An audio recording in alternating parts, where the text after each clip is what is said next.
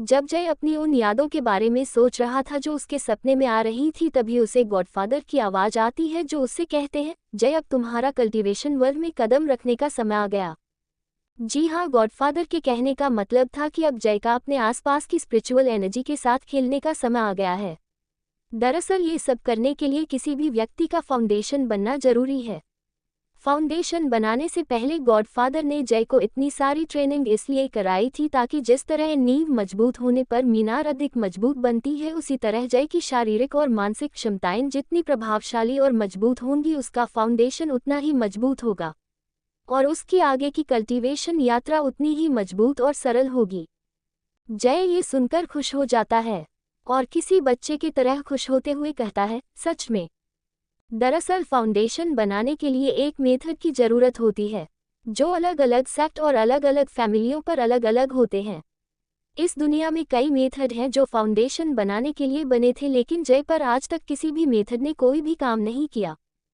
Foundation बनाने के बाद किसी व्यक्ति एक प्रैक्टिस मेथड की ज़रूरत होती है। इस दुनिया में कुछ 200 के करीब प्रैक्टिस मेथड हैं जिन्हें टेक्निक की तरह ही माना जाता है।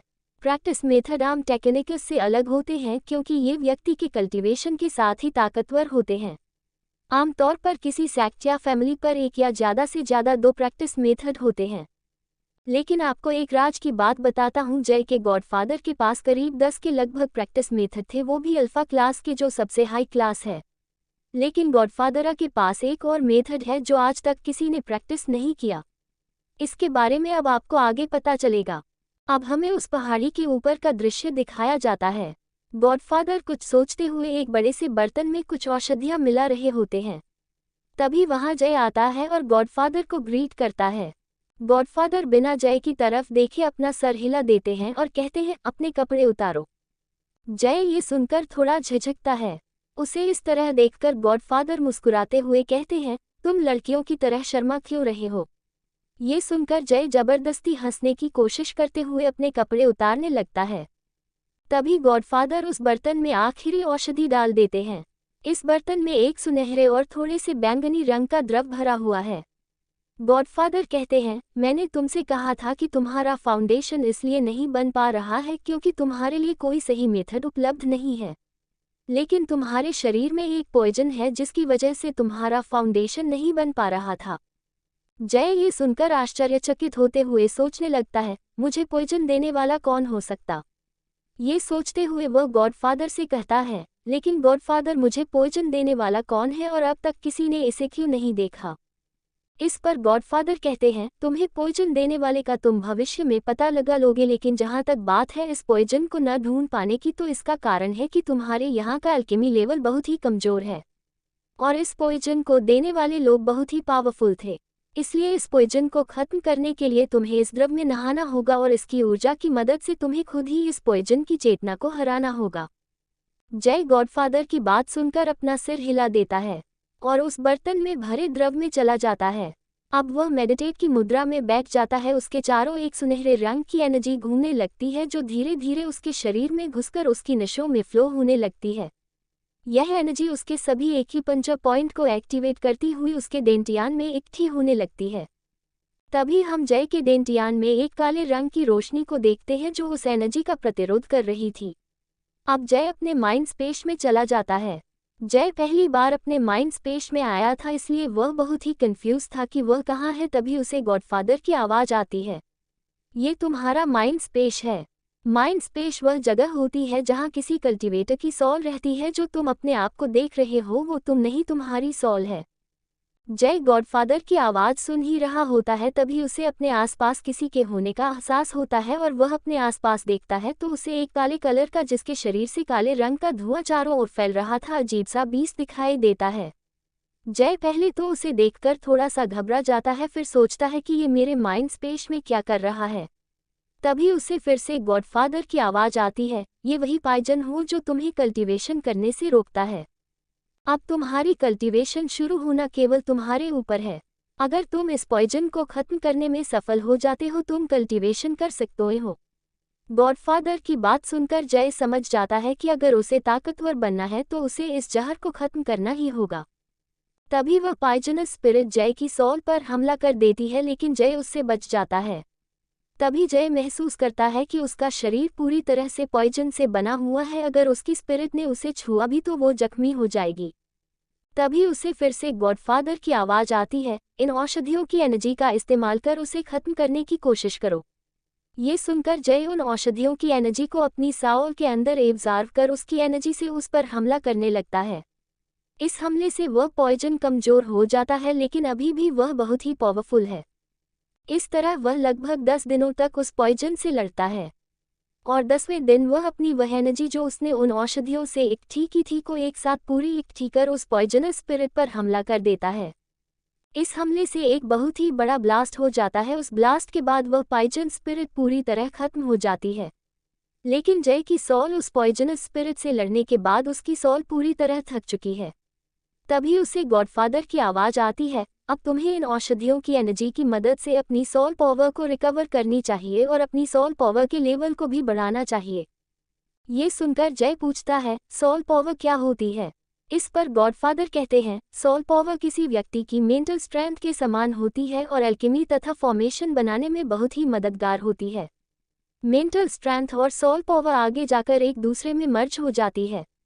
इसके अलग अलग लेवल होते हैं। तुम अभी बेसिक लेवल पर हो। जय ये सुनकर अपनी सॉल को मेडिटेशन की मुद्रा में लाता है और अपनी एनर्जी को रिकवर करने लगता है। इस प्रोसेस में 10 दिन लगते हैं। 10 दिन बाद जब जय अपनी आंखें खोलता है तो उसे अपने सामने गॉडफादर दिखते हैं। जय उन्हें अपने माइंड स्पेस में देखकर आश्चर्यचकित रह जाता है। वह गॉडफादर से पूछता है, गॉडफादर आप यहाँ क्या कर रहे हैं? तब गॉडफादर कहते हैं, जैसा कि तुम देख सकते हो मैं एक स्पिरिट हूँ और मैं ऐसे ही कहीं भी नहीं घूम सकता, इसलिए आज से मैं तुम्हारे माइंड स्पेस में रहूँगा। तुम्हें मुझसे बात करने के लिए केवल सोचने की ज़रूरत है। मैं तुम्हें जवाब भी तुम्हारे माइंड में दूंगा। जय ये सुनकर खुश हो जाता है क्योंकि उसे लग रहा था यहाँ से जाने के बाद वह अपने मास्टर से नहीं मिल पाएगा, लेकिन उसके मास्टर तो हर वक्त उसके अंदर ही रहेंगे। तभी गॉडफादर और जय दोनों ही माइंड स्पेस से बाहर आते हैं। गॉडफादर जय से कहते हैं, अब तुम्हारा एक प्रैक्टिस मेथड चुनने का समय आ गया है। आखिर कौन सा मेथड सिखाएंगे गॉडफादर जय को? ... पिछले अध्याय में जय ने उस पॉइजन को हरा दिया था, साथ ही उसका डेंटियान भी ठीक हो चुका था। इसके साथ ही उसका माइंड स्पेस भी सही हो चुका है। अब जय को कल्टीवेशन का सफ़र शुरू करना था, लेकिन कल्टीवेशन का सफ़र शुरू करने के लिए एक प्रैक्टिस मेथड की ज़रूरत होती है। गॉडफादर जय से कहते हैं, अब तुम्हारा प्रैक्टिस मेथड चुनने का समय आ गया है। जय कहता है, क्या मैं अब सच में कल्टीवेशन प्रैक्टिस कर सकता हूँ? तभी गॉडफादर उसके सर पर मारते हुए कहते हैं, हाँ बिल्कुल, क्या तुम्हें अपने मास्टर पर कोई शक है? इस पर जय भींगी मुस्कान के साथ अपने सर पर हाथ फेरते हुए कहता है, नहीं नहीं गॉडफादर, बिल्कुल नहीं। तभी गॉडफादर कहते हैं, किसी कल्टीवेटर की कल्टीवेशन की पूरी यात्रा में उसका सबसे महत्वपूर्ण स्टेप यही होता है कि वह किस तरह का प्रैक्टिस मेथड चुनता है। इस दुनिया में 2 तरह के कल्टीवेशन मेथड होते हैं। पहले वे मेथड जो सभी इविल सैक प्रैक्टिस करते हैं, इन मेथड्स में दूसरे कल्टीवेटर के खून और एनर्जी की ज़रूरत होती है। दूसरे वे मेथड जिनमें कोई इंसान स्वयं प्रैक्टिस के जरिए पावर इकट्ठा करता है। हालांकि एविल मेथड इन मेथड की तुलना में आपकी कल्टीवेशन को तेजी से बढ़ाते हैं, लेकिन जैसे जैसे आपका कल्टीवेशन आगे बढ़ता है इन मेथड्स में खून और एनर्जी सोखने की ज़रूरत बढ़ जाती है और एक समय पर ये कल्टीवेटर राक्षस में बदल जाते हैं जो पावर्स के नशे कई मासूम लोगों की जान भी ले लेते हैं। इस पर जय कहता है, क्या कोई इन मेथड्स को प्रैक्टिस भी करता है? तब गॉडफादर कहते हैं, तुम जहाँ अभी तक रहे हो वो दुनिया बहुत ही छोटी है। तुमने अभी तक काफ़ी कम दुनिया देखी है। ये कहते कहते गॉडफादर की आंखों में गंभीरता को देखा जा सकता था। जय गॉडफादर की आंखों में गंभीरता को देखकर पूछता है, क्या आपकी इस हालत के पीछे एविल सेक्टी जिम्मेदार है? इस पर गॉडफादर उसके सर पर मारते हुए कहते हैं, अभी तुम्हारा ये सब जानने का समय नहीं आया। इस पर जय अपने सर पर हाथ फेरते हुए कहता है, पर लेकिन तभी गॉडफादर कहते हैं, ये सब छोड़, वक्त आने पर तुम्हें सब कुछ पता चल जाएगा। अभी तुम्हारे लिए कोई अच्छा सा प्रैक्टिस मेथड चुनते हैं। इसके बाद गॉडफादर अपनी स्टोरेज रिंग से 11 के लगभग प्रैक्टिस मेथड निकालते हैं और उनमें से एक मेथड को देखकर गॉडफादर के चेहरे पर उदासी आ जाती है। जय भी यह महसूस कर लेता है और वह उस स्क्रॉल को देखने लगता है जिसमें वह प्रैक्टिस मेथड था। वह स्क्रोल बाकी सभी स्क्रोल से कुछ अलग था, वो इसलिए क्योंकि बाकी सभी स्क्रोल उसी रंग में जल रहे थे जिस रंग से वे बने थे। लेकिन ये स्क्रोल बिल्कुल काले रंग का था, लेकिन फिर भी इसमें से निकलने वाली रोशनी बाकी सभी रोशनी से अलग और कुछ ज़्यादा ही फीकी दिख रही थी। इस पर जय उस प्रैक्टिस मेथड की ओर उंगली करते हुए गॉडफादर से पूछता है, गॉडफादर ये कौन सा मेथड है? इस पर गॉडफादर जय से कहते हैं, ये हेवनली मेथड है जय। ये इन सभी से अलग मेथड है। हालांकि तुम्हें ये मेथड बाकी सभी से कमज़ोर दिख रहा होगा, लेकिन ये एक ऐसा मेथड है जिसे इवॉल्व किया जा सकता है। इसकी तुलना किसी नॉर्मल इवोल्यूशन से नहीं की जा सकती, क्योंकि इसे प्रयोग करने वाला इतिहास में सिर्फ एक ही था जो इस पूरे कॉन्टिनेंट का सबसे ताकतवर इंसान था और इस कॉन्टिनेंट पर करीब 1000 सालों तक राज किया। लेकिन उसके मरने के बाद ये मेथड खो गया था, लेकिन किस्मत से ये मुझे मिल गया। अब मैं इसे अपनी अच्छी किस्मत कहूँ या बुरी? ये कहकर गॉडफादर के चेहरे पर उदासी भरी मुस्कान आ जाती है। जय इस मुस्कान को देख लेता है। वह समझ जाता है कि गॉडफादर का इस मेथड से कोई रिश्ता है, लेकिन जय ये भी जानता था कि गॉडफादर उसे कुछ नहीं बताएंगे, इसलिए वह कुछ नहीं पूछता और गॉडफादर के सामने झुकते हुए उनसे कहता है, आप मेरे मास्टर हैं और मैं आप पर पूरा भरोसा करता हूँ। आप मुझे जो भी सिखाएंगे मैं उसे खुशी खुशी सीख लूँगा, चाहे वह मेरे लिए कितना ही खतरनाक हो। गॉडफादर उसे इस तरह देखकर अपने फैसले पर खुश हो रहे होते हैं और वे जय से कहते हैं, मैंने जो अभी तुम्हें हेवनली मेथड के बारे में बताया था वो केवल उसकी अच्छी बातें थी, अब मैं तुम्हें इसकी खामियां बताने जा रहा हूँ। इस पर जय कान लगाकर सुनने को तैयार हो जाता है। गॉडफादर अपने हाथ में एक प्रकार की आग जलाते हैं जो रंग में कुछ नीले और सफ़ेद रंग के मिश्रण जैसा था। उस आग के जलते ही आसपास का वातावरण अजीब हो जाता है। आसपास ठंड है या गर्मी इसका अंदाजा ही नहीं लगाया जा सकता था। गॉडफादर उस आग को जय को दिखाते हुए कहते हैं, ये एक स्काई फायर है। कहा जाता है जब इस दुनिया की उत्पत्ति हुई तो इस दुनिया में कई सारी हेवनली ऊर्जा के आपस में मिलने से इन फ्लेम्स का निर्माण हुआ। इसी तरह कई अन्य चीजें भी हैं जिनका निर्माण हुआ और आगे चलकर तुम इन चीजों को देखोगे और सामना भी करोगे। गॉडफादर आगे कहते हैं, मेरे पास जो फ्लेम है वह चौथे नंबर की स्काई फ्लेम है जिसका नाम sky freezing and earth warming flame है। इसमें गर्म और ठंडा दोनों तरह के गुण हैं। मैं तुम्हें जो टेक्निक सिखाने वाला हूँ वह इन्हीं फ्लेमों और इस तरह की चीज़ों से ही पावरफुल बनती है, लेकिन इन चीज़ों को अपने शरीर में धारण करना बहुत मुश्किल होता है। मैंने तुम्हें जो किताबें दी थी उनसे तुम्हें ये तो मालूम हो ही गया होगा कि ये एक स्काई फ्लेम किसी अल्केमिस्ट के लिए कितना बड़ा खजाना होती है, लेकिन इन पर काबू पाना बहुत ही मुश्किल होता है। इसे लगभग नामुमकिन के बराबर माना जा सकता है। और जब भी तुम किसी नई स्काई फ्लेम को धारण या काबू करने की कोशिश करते हो तो तुम्हें इतना दर्द होता है कि तुम्हारी रूह तक के टुकड़े होने का एहसास हो। जय ये सुनकर डर रहा होता है। गॉडफादर भी उसकी घबराहट को देख लेते हैं और आगे समझाते हुए कहते हैं, इस हेवनली मेथड को जब भी तुम ताकतवर बनाना चाहोगे तो तुम्हें हर बार एक नई हेवनली स्रोत को अपने शरीर में धारण करना होगा। ये प्रक्रिया इतनी खतरनाक होती है कि हर बार तुम्हें जान का खतरा होगा। इस हेवनली मेथड के बारे में उपस्थित दस्तावेजों से ज्ञात होता है कि इसे प्रैक्टिस करने वाले करोड़ों में से कोई एक ही होता है जो इसे धारण कर पाता है। जय ये सुनकर और ज्यादा घबरा जाता है। इस पर गॉडफादर कहते हैं, तुम मेरे शिष्य हो और सच बताऊं तो मैं चाहता हूं कि तुम इस हेवनली मेथड को प्रैक्टिस करो, क्योंकि मैं इस स्पिरिट फॉर्म में रहकर घुट चुका हूं। लेकिन इस हेवनली मेथड की मदद से तुम भविष्य में मेरे लिए एक बॉडी बना सकते हो, लेकिन मैं तुम पर कोई भी चीज़ हावी नहीं करना चाहता। तुम चाहो तो इन मेथड्स में से कोई भी मेथड चुन सकते हो, तुम तब भी मेरे शिष्य रहोगे।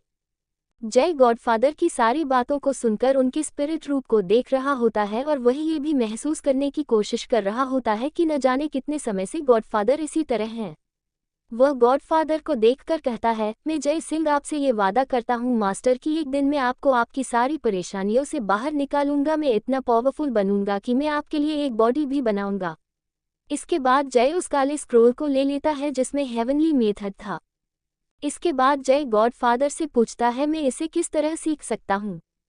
जय की इस बात पर गॉडफादर जय के सर पर मारते हैं और कहते हैं, क्या आज तक तुमने एक भी टेक्निक का स्क्रॉल नहीं देखा?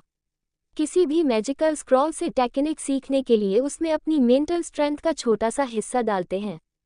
जय ऐसा ही करता है, वह उस स्क्रॉल को खोलता है और उसमें अपनी मेंटल स्ट्रेंथ को डालता है।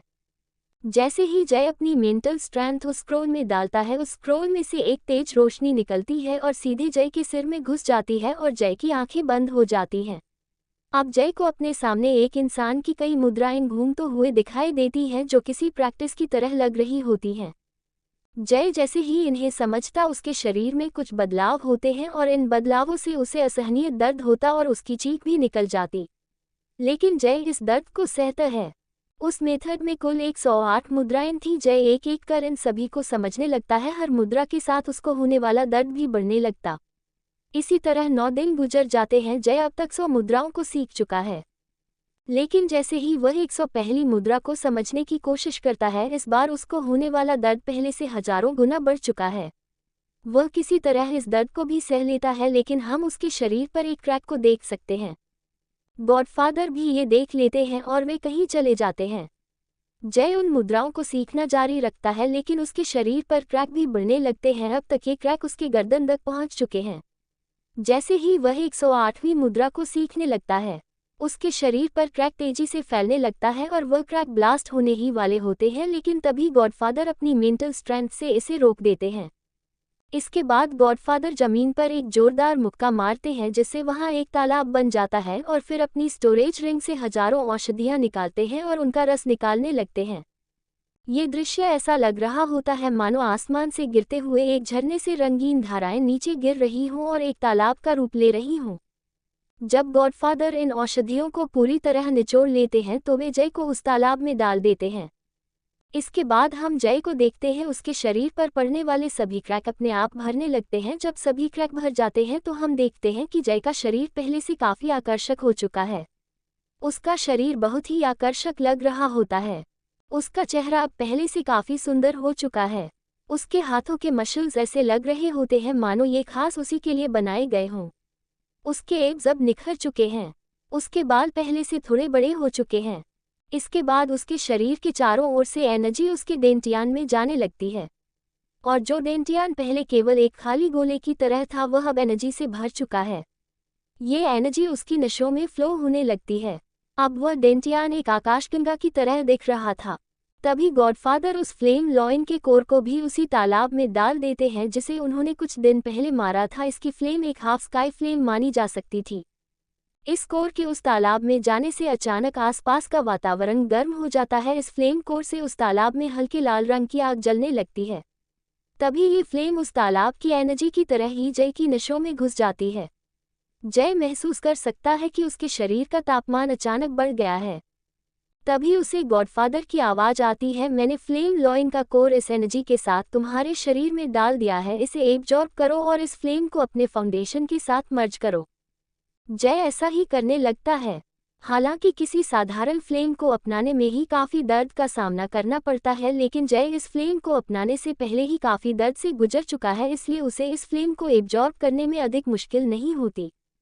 जय उस फ्लेम को अपनी फाउंडेशन के साथ मर्ज कर लेता है। अब वह उस फ्लेम को अपने शरीर के एक हिस्से की तरह ही महसूस कर सकता है।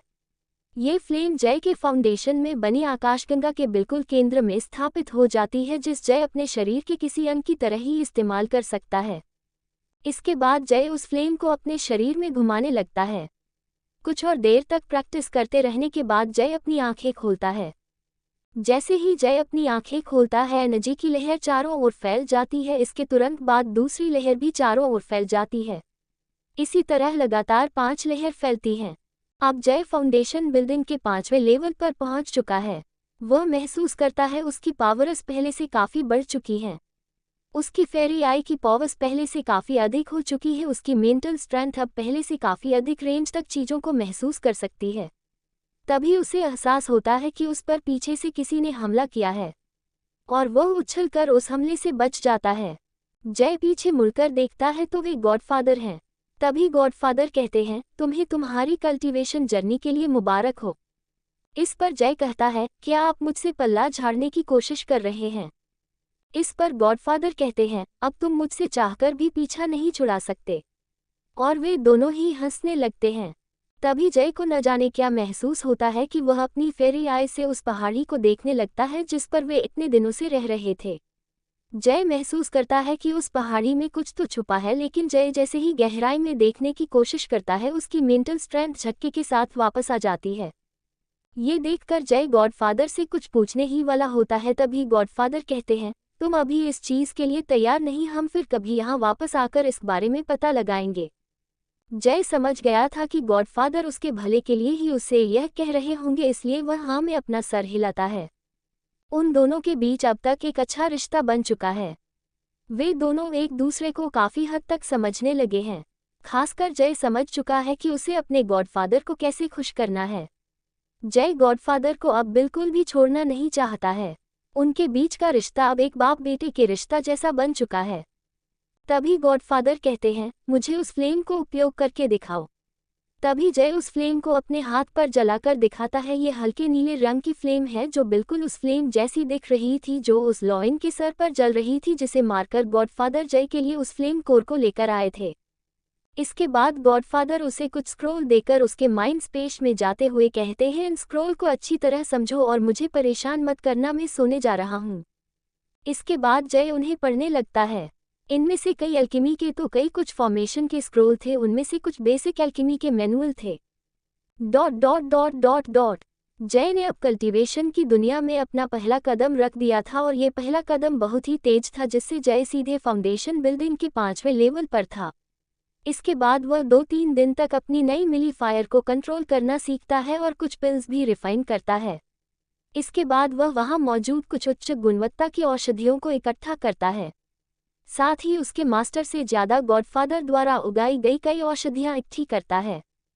उसने मास्टर द्वारा दिए गए स्क्रॉल में से एक स्क्रॉल में स्टोरेज रिंग बनाने की विधि भी देखी थी। वह उस विधि को देखकर अचंभे में पड़ जाता है। दरअसल इस दुनिया में कुछ ऐसे सामान होते हैं जो अपने अंदर कुछ स्पेस रखते हैं। ये ज़्यादातर किसी अंगूठी या फिर कंगन के रूप में होते हैं, लेकिन इन्हें या तो कोई महाशक्ति रैंक का इंसान बना सकता है या फिर ये एक प्रकार के पत्थर से बनते हैं जिसे स्पेस स्टोन कहते हैं। आमतौर पर ये स्टोन बहुत ही दुर्लभ होते हैं तथा महाशक्ति रैंक पर पहुंचने वाले लोग पूरे स्काई एम्पायर में कुछ गिने चुने ही हैं। इस कारण इन स्टोरेज आइटम्स की कीमत करीब 80,000 या उससे अधिक गोल्ड कॉइन तक होती है। जय उस विधि को देखकर स्पेस स्टोरेज मटेरियल बनाना समझ गया था और ये उसकी अच्छी किस्मत थी कि जहां वह इतने दिनों से ट्रेनिंग कर रहा था वहां कुछ स्पेस स्टोन पड़े हुए थे। इनकी संख्या काफ़ी ज़्यादा, ये समझ सकते हैं कि यहाँ स्पेस स्टोन की खदान थी। जय कुछ 10 या 15 स्टोरेज रिंग बना लेता है और उन्हें रख लेता है। उनमें से 2 स्टोरेज रिंग उस विधि में कुछ बदलाव करके बनाए गए थे, जिनमें उन बाकी स्टोरेज रिंग्स की तुलना में काफ़ी ज़्यादा जगह थी। इसके अलावा वह कुछ ब्रेसलेट्स और हेड बनाकर भी देखता है। अगर हम कीमत की बात करें तो जय ने अब तक लगभग लाखों गोल्ड कॉइन्स का सामान बना लिया था।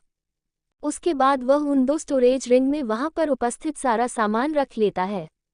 इसके बाद वह 10 दिनों तक कल्टीवेशन करता है और फाउंडेशन बिल्डिंग के 7वें स्टार पर पहुंच जाता है। गॉडफादर भी उसे देखकर खुश हो रहे होते हैं। उन्हें अपने जवानी के दिन भी याद आ जाते हैं, लेकिन इसके साथ वे थोड़े उदास भी हो जाते हैं और मन ही मन कहते हैं, उम्मीद है कि तुम मुझे निराश नहीं करोगे। इसके बाद जय अपने आसपास की जगह को देखता है जहां वह पिछले 2 महीने से रह रहा था। हालांकि उसे यहाँ से जाना बुरा तो लग रहा था, लेकिन उसके फैमिली कंपटीशन में केवल कुछ ही दिन बचे थे, इसलिए उसे जाना ही होगा। वह एक स्पिरिचुअल बीस्ट को पकड़ता है जो लेवल 9 का था। इसके बाद वह उसके साथ एक सॉल कॉन्ट्रैक्ट बनाता है और उसे उस जगह की सुरक्षा के लिए छोड़कर वहां से चल देता है। इन दिनों में जय ने एल्केमी और फॉर्मेशन की बहुत सी किताबों को पढ़ा था और उसने कुछ पिल्स और फॉर्मेशंस बनाए भी थी। इसलिए जाने से पहले वह उस जगह के चारों ओर एक फॉर्मेशन बना देता है जो उस जगह को गायब रखेगी और उस जगह पर स्पिरिचुअल एनर्जी एक्ट करेगी, जिससे वह बीस्ट भी कल्टीवेट कर पाएगा। ये फॉर्मेशन हाइडिंग फॉर्मेशन और स्पिरिट गैदरिंग फॉर्मेशन के मिश्रण से बना था। साथ ही जय ने यहाँ एक ऑरा सेपरेशन फॉर्मेशन भी बना दी थी, जिससे कोई भी महाशक्ति रैंक से नीचे का व्यक्ति इस जगह के ऑरा को महसूस नहीं कर पाएगा। दूसरी ओर एक पहाड़ी पर हम उसी लड़की को देखते हैं जिसकी जय ने कुछ दिन पहले जान बचाई थी। ये लड़की जय को ही देख रही होती है। तभी जय को महसूस होता है कि उसे कोई देख रहा है। वह अचानक उसी ओर देखता है जहां से वह लड़की उसे देख रही थी, लेकिन उस जगह पर कोई नहीं था। इसलिए जय इसे नज़रअंदाज कर देता है और उस जंगल के बाहर की ओर चल देता है। दूसरी ओर हम उसी लड़की को देखते हैं जो हल्की सी आवाज में कहती है, हम फिर जरूर मिलेंगे। जय धीरे धीरे गुनगुनाते हुए उसे जंगल से बाहर निकल रहा होता है। रास्ते में वह कई बीस्ट्स से फाइट करता है और कई औषधियां और अन्य सामान भी इकट्ठा करता है। रात को वह जंगल में रुकता है और कल्टीवेट करता है, साथ ही एल्केमी की प्रैक्टिस भी करता है। इससे उसकी मेंटल स्ट्रेंथ भी बढ़ती है। वह अपनी फेरी आइज की पावर्स को भी समझता है, साथ ही अपनी कल्टीवेशन को हाइड करना भी सीख जाता है। इसी तरह वह उस जंगल के काफी बाहर आ चुका है। ये जंगल आम लोगों के लिए है। यहाँ ज्यादातर बीस्ट केवल लेवल 3 या 4 के होते हैं, जो भी काफी मुश्किल से मिलते हैं। अब जय वहां से गुजर रहा होता है, तभी उसे आसपास किसी झरने के गिरने की आवाज आती है। वह अपने आप को देखता है तो वह पाता है कि पूरी तरह से रंग बिरंगे खून के धब्बों से बिगड़ा हुआ है, साथ ही उसके शरीर से बहुत ही बदबू भी आ रही होती है। तो वह नहाने की तय करता है और उस तालाब में नहाने चला जाता है। वहां पहुंचकर वह देखता है कि सामने एक तालाब है जिसमें से एक छोटी सी नदी निकल रही है। ऊपर से झरना गिर रहा है। उस झरने से उड़ने वाली ओस की सफेद बूंद ठंडी ठंडी हवा की तरह जय को छू रही होती हैं। इसके साथ ही उस झरने के चारों ओर कई सारे खुशबूदार फूल भी उगे हुए हैं, जिसकी खुशबू उस जगह की सुंदरता को बढ़ा रही होती है। जय मन ही मन सोचता है, ये जगह अब तक मेरी नज़रों में क्यों नहीं आई। इसके बाद वह अपने कपड़े उतारता है। जय का शरीर बिल्कुल ऐसा लग रहा था मायानो किसी सौंदर्य के देवता ने इसे बड़े मन से नकाशा हो। अगर उसकी सुंदरता की बात करें तो वह स्वर्ग से उतरे किसी देव की तरह लग रहा था। उसका बिल्कुल फिट शरीर, उसके पेट पर एब्स और हाथों के मसल्स अद्भुत, उसके सौंदर्य का शब्दों में वर्णन नहीं किया जा सकता। उसके बाल भी उसकी सुंदरता में काफी योगदान दे रहे थे। जय का शरीर देखकर ऐसा लग रहा था मानो शरीर का हर हिस्सा एक दूसरे की सुंदरता को बढ़ाने के लिए हो। अब जय उस तालाब में कूद जाता है।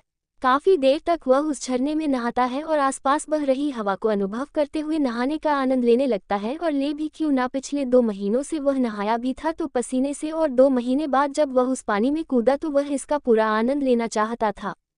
वह इधर उधर तैरता हुआ इस पल का भरपूर आनंद लेने लगता है। तभी वह महसूस करता है कि उस झरने में कुछ है।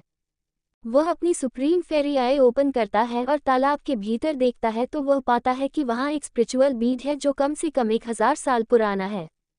जय ने इस बीड के बारे में गॉडफादर द्वारा दी गई किताब में पढ़ा था। ये कई प्रकार की हॉली फॉर्मेशन को बनाने वाले पदार्थों में से एक है। ये देखकर जय मन ही मन कहता है, वाह री किस्मत। इसके बाद जय उस बीड को लेने उस तालाब की गहराई में उतर जाता है। तभी उसे अपने आसपास एक ऑरा महसूस होता है। वह तुरंत सचेत हो जाता है। वह देखता है कि सामने एक किंग लेवल का बीस्ट है। इस पर वह फिर अपना सिर हिलाते हुए कहता है, वाह री किस्मत। इसके बाद वह फाइटिंग पोजीशन में आ जाता है।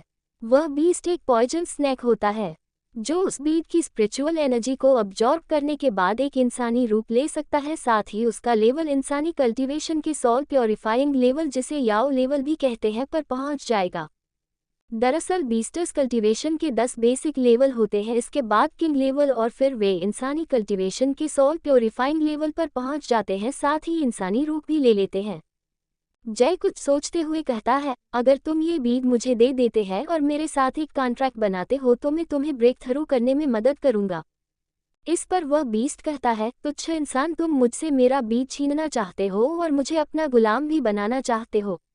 तुम्हें क्या लगता है इसके बाद तुम यहाँ से जिंदा वापस जा सकते हो?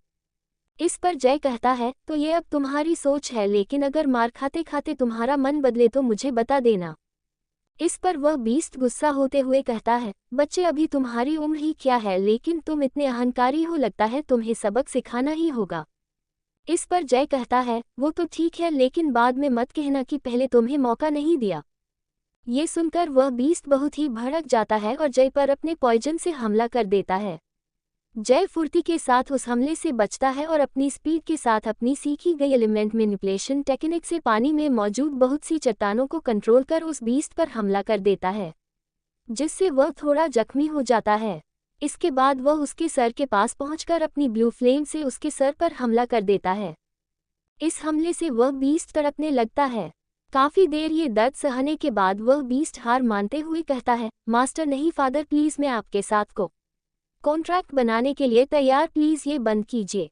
इस पर जय उसे छोड़ देता है और उसके साथ एक कॉन्ट्रैक्ट बना लेता है। इसके बाद वह उस बीट को हासिल कर लेता है। अब वह उस बीस्ट को एक पिल देता है। जय उस पिल के बारे में बताते हुए कहता है, ये स्पिरिट गैदरिंग पिल है, इसकी मदद से तुम आसपास की एनर्जी को गैदर कर सकते हो, साथ ही ब्रेक थ्रू भी कर सकते हो, और ये तुम्हें ब्रेक थ्रू से होने वाले खतरों से भी बचाएगी। वह बीस्ट ये सुनकर खुश हो जाता है और जय के सामने झुक जाता है। इसके बाद वह उस पिल को ले लेता है और आसपास की एनर्जी को गैदर करने लगता है, जो वहां उस बीट की वजह से एकत्रित हुई थी। इस एनर्जी को देखकर जय भी कल्टीवेट करने बैठ जाता है। वह एक ही बार में 2 लेवल पार कर देता है और फाउंडेशन बिल्डिंग के लेवल 9 पर पहुंच जाता है। इसके बाद वह उस तालाब से बाहर आता है, लेकिन उसे क्या पता था बाहर एक बहुत बड़ी आफत उसका इंतजार कर रही है। वह जैसे ही बाहर निकलता है उसे उसके सामने कुछ दूरी पर एक लड़की नहाती हुई दिखती है।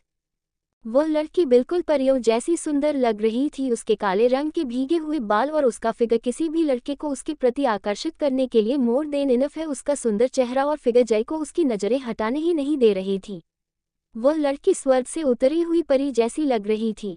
तभी उस लड़की को एहसास होता है कि उसके आसपास कोई है। तभी उसकी नज़र जय पर पड़ती है, लेकिन इससे पहले वह लड़की जय को देखती जय उसकी सुंदरता के जाल से बाहर आ चुका था और उसने बहुत पहले अपना सर दूसरी तरफ कर लिया था और वह धीरे धीरे वहां से निकलने की कोशिश कर रहा था, लेकिन वह छुप छुप कर उस लड़की को देखने की कोशिश भी कर रहा था। वह लड़की भी ये देख लेती है और गुस्से से लाल हो जाती है। वह उस पर पानी से ही हमला करके तुरंत उछल जाती है, जिससे जय कुछ देख नहीं पाता और इससे पहले वह पानी गिरता उस लड़की ने अपने सारे कपड़े पहन लिए थे। जय देखता है वह लड़की हाथों में तलवार लेकर उसे ही घूर रही होती है। वह कहती है, तुम्हें शर्म नहीं आती लड़कियों को नहाते हुए देखने में? इस पर जय कहता है, शर्म तो तुम्हें आनी चाहिए, मैं तुमसे पहले से इस तालाब में नहा। जय इससे पहले कि अपनी बात पूरी कर पाता वह लड़की उस पर हमला कर देती है। जय फुर्ती के साथ उस पानी से उछलता है और तुरंत अपने भीगे हुए कपड़े पहनता है, लेकिन उसके कपड़े फटे हुए थे क्योंकि काफी दिनों से वह उन्हीं कपड़ों को पहने हुए था, जिससे उसका सुंदर और आकर्षक शरीर साफ दिख रहा था। एक बार को तो वह लड़की भी उसे देखती ही रह गई, आखिर देखती भी क्यों ना, हमारा हीरो है ही इतना हैंडसम। लेकिन वह तुरंत अपने होश संभालती है और गुस्से में जय पर हमला करती है, लेकिन जय उसके इस हमले से भी बच जाता है। इसके बाद वह लड़की एक टेक्निक 10,000 स्वॉर्ड टेक्निक के सबसे लोवेस्ट लेवल के अटैक को करती है। जय जानता था कि वह इससे नहीं बच पाएगा, इसलिए वह अपनी खुद की बनाई टेक्निक का इस्तेमाल करता है और उन स्वॉर्ड्स को अपने कंट्रोल में कर लेता है। वह लड़की ये देखकर दंग रह जाती है, लेकिन उसका गुस्सा कम नहीं हुआ था। वह जय पर फिर से हमला करने ही वाली होती है, तभी उस तालाब में एक 15 साल का दिखने वाला बच्चा निकलता है और खुशी से उछलते हुए जय के सामने झुक जाता है और कहता है, मास्टर शुक्रिया मास्टर, आप ग्रेट हैं, आपकी मदद से मैंने ब्रेक थ्रू कर लिया।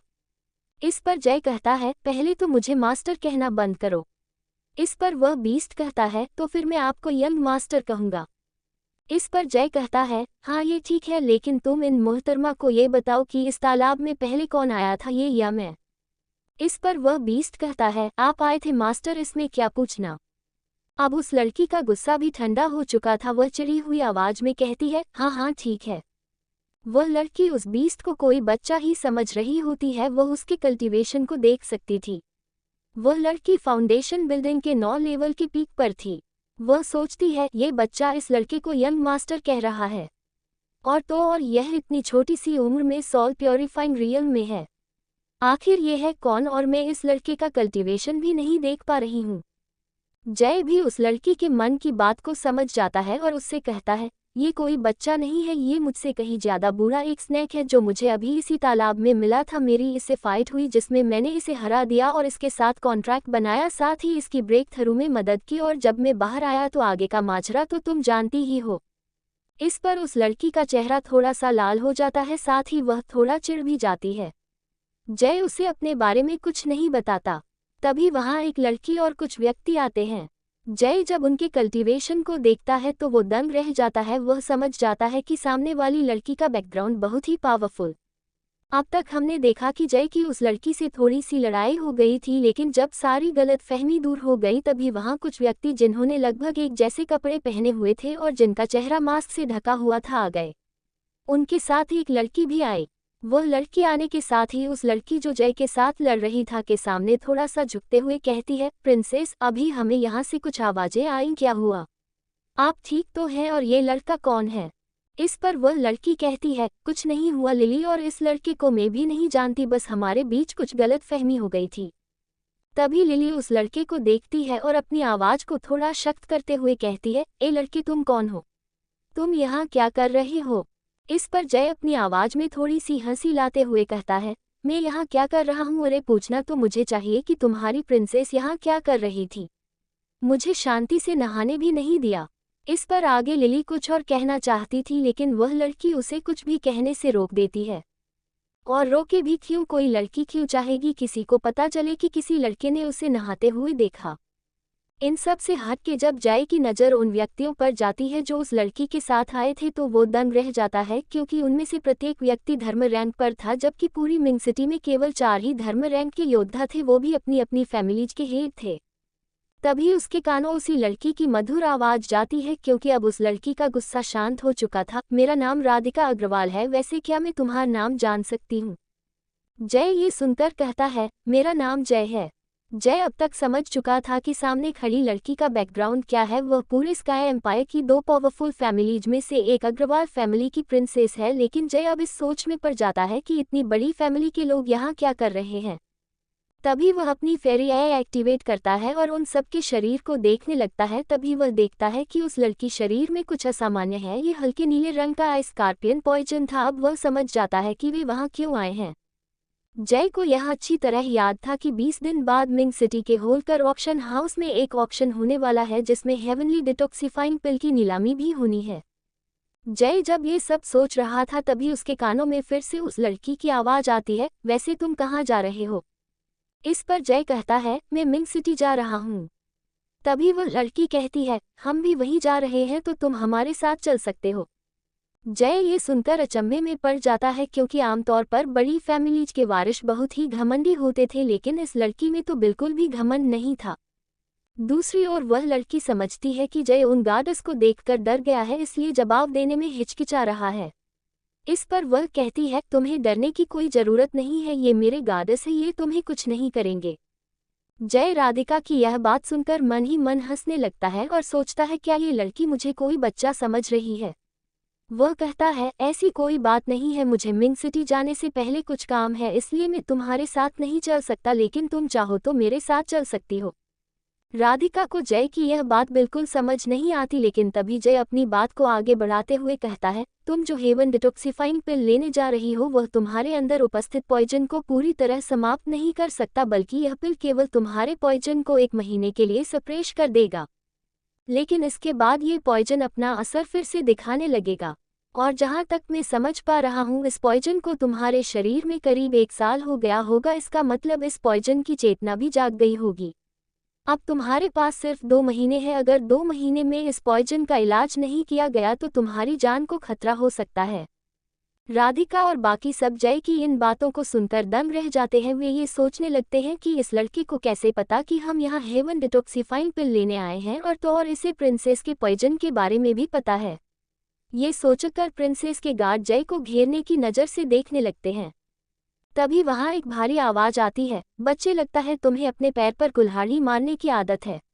अब तुम तब तक यहाँ से नहीं जा सकते जब तक तुम ये नहीं बता देते कि तुम्हें इस पॉइजन और उस पिल के बारे में कैसे पता है।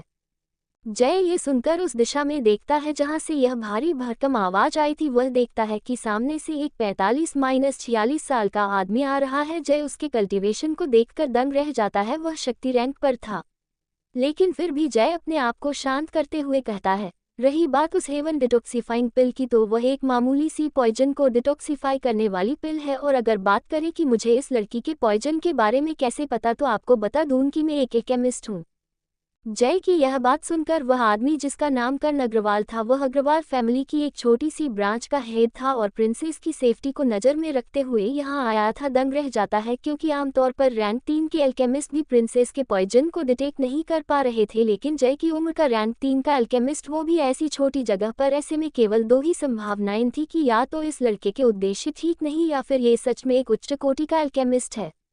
लेकिन ज्यादातर संभावना पहली वाली लग रही थी, लेकिन फिर भी वह व्यक्ति जल्दबाजी नहीं करता और कहता है, यंग मैन, अभी तुमने कहा कि हेवन डिटॉक्सिफाइंग पिल मिस राधिका के पॉइजन को ठीक नहीं कर सकती, तो क्या तुम्हारे पास कोई और उपाय है? इस पर जय समझ जाता है कि यह बूढ़ा आदमी बहुत ही समझदार है, वह किसी भी नतीजे पर तुरंत नहीं पहुंच रहा है। वह समझ जाता है कि क्यों अग्रवाल फैमिली पावरफुल फैमिलीज में से एक है। वह उस आदमी से कहता है, मेरे पास एक तरीका, लेकिन उसके लिए मिस राधिका को अगले 2 महीने तक मेरे साथ ही रहना होगा। इस पर वह बूढ़ा आदमी कहता है, पहले तरीका बताओ, अगर तुम्हारा तरीका मुझे संतुष्ट नहीं कर पाया तो तुम्हारी जान भी जा सकती है। इस पर जय कहता है, ठीक है, मेरे तरीके का नाम है एक्यूपंक्चर थेरेपी।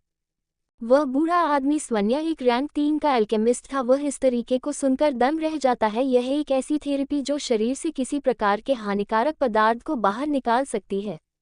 लेकिन ये थेरेपी आज से कई साल पहले विलुप्त हो गई थी और कुछ ही लोग इस तरीके को जानते हैं। यहाँ तक इस थेरेपी का नाम भी आजकल सुना नहीं जाता। अगर मेरे मास्टर एक बहुत बड़े अल्केमिस्ट नहीं होते तो मुझे भी इस थेरेपी के बारे में नहीं पता होता। इस कारण वह बूढ़ा आदमी ये तो समझ गया था कि सामने वाला लड़का कोई साधारण लड़का नहीं है। वह हड़बड़ाते हुए कहता है, क्या कहा तुमने? Acupuncture therapy? तुम ये थेरेपी जानते हो? इस पर जय शांति के साथ जवाब देता है, हाँ, इसे जानने में कौन सी बड़ी बात है। इस पर वह बूढ़ा आदमी कुछ नहीं कहता और सोचने लगता है कि सामने वाला लड़का है कौन। वह अब तक समझ चुका था कि सामने वाला लड़का कोई साधारण लड़का तो नहीं है। ये सब चल ही रहा था, तभी अचानक राधिका के शरीर से एक बहुत ही तेज ठंडी लहर निकलती है और फिर बहुत ही ठंडा ऑरा राधिका के चारों ओर फैल जाता है। राधिका के पास खड़ी लिली भी तुरंत उस ठंडी हवा को महसूस कर समझ जाती है कि वह पॉइजन कंट्रोल के बाहर हो रहा है। वह तुरंत पीछे हट जाती है। दूसरी ओर यह महसूस कर वह बूढ़ा आदमी तुरंत अपनी एनर्जी से उस पॉइजन को दबाने की कोशिश करने लगता है, लेकिन इस बार उस बूढ़े आदमी को उस पॉइजन को दबाने में दिक्कत हो रही थी। जय भी यह सब देख रहा था। वह देखना चाहता था कि एक रैंक 2 का अल्केमिस्ट इस पॉइजन को दबाने के लिए क्या क्या कर सकता है।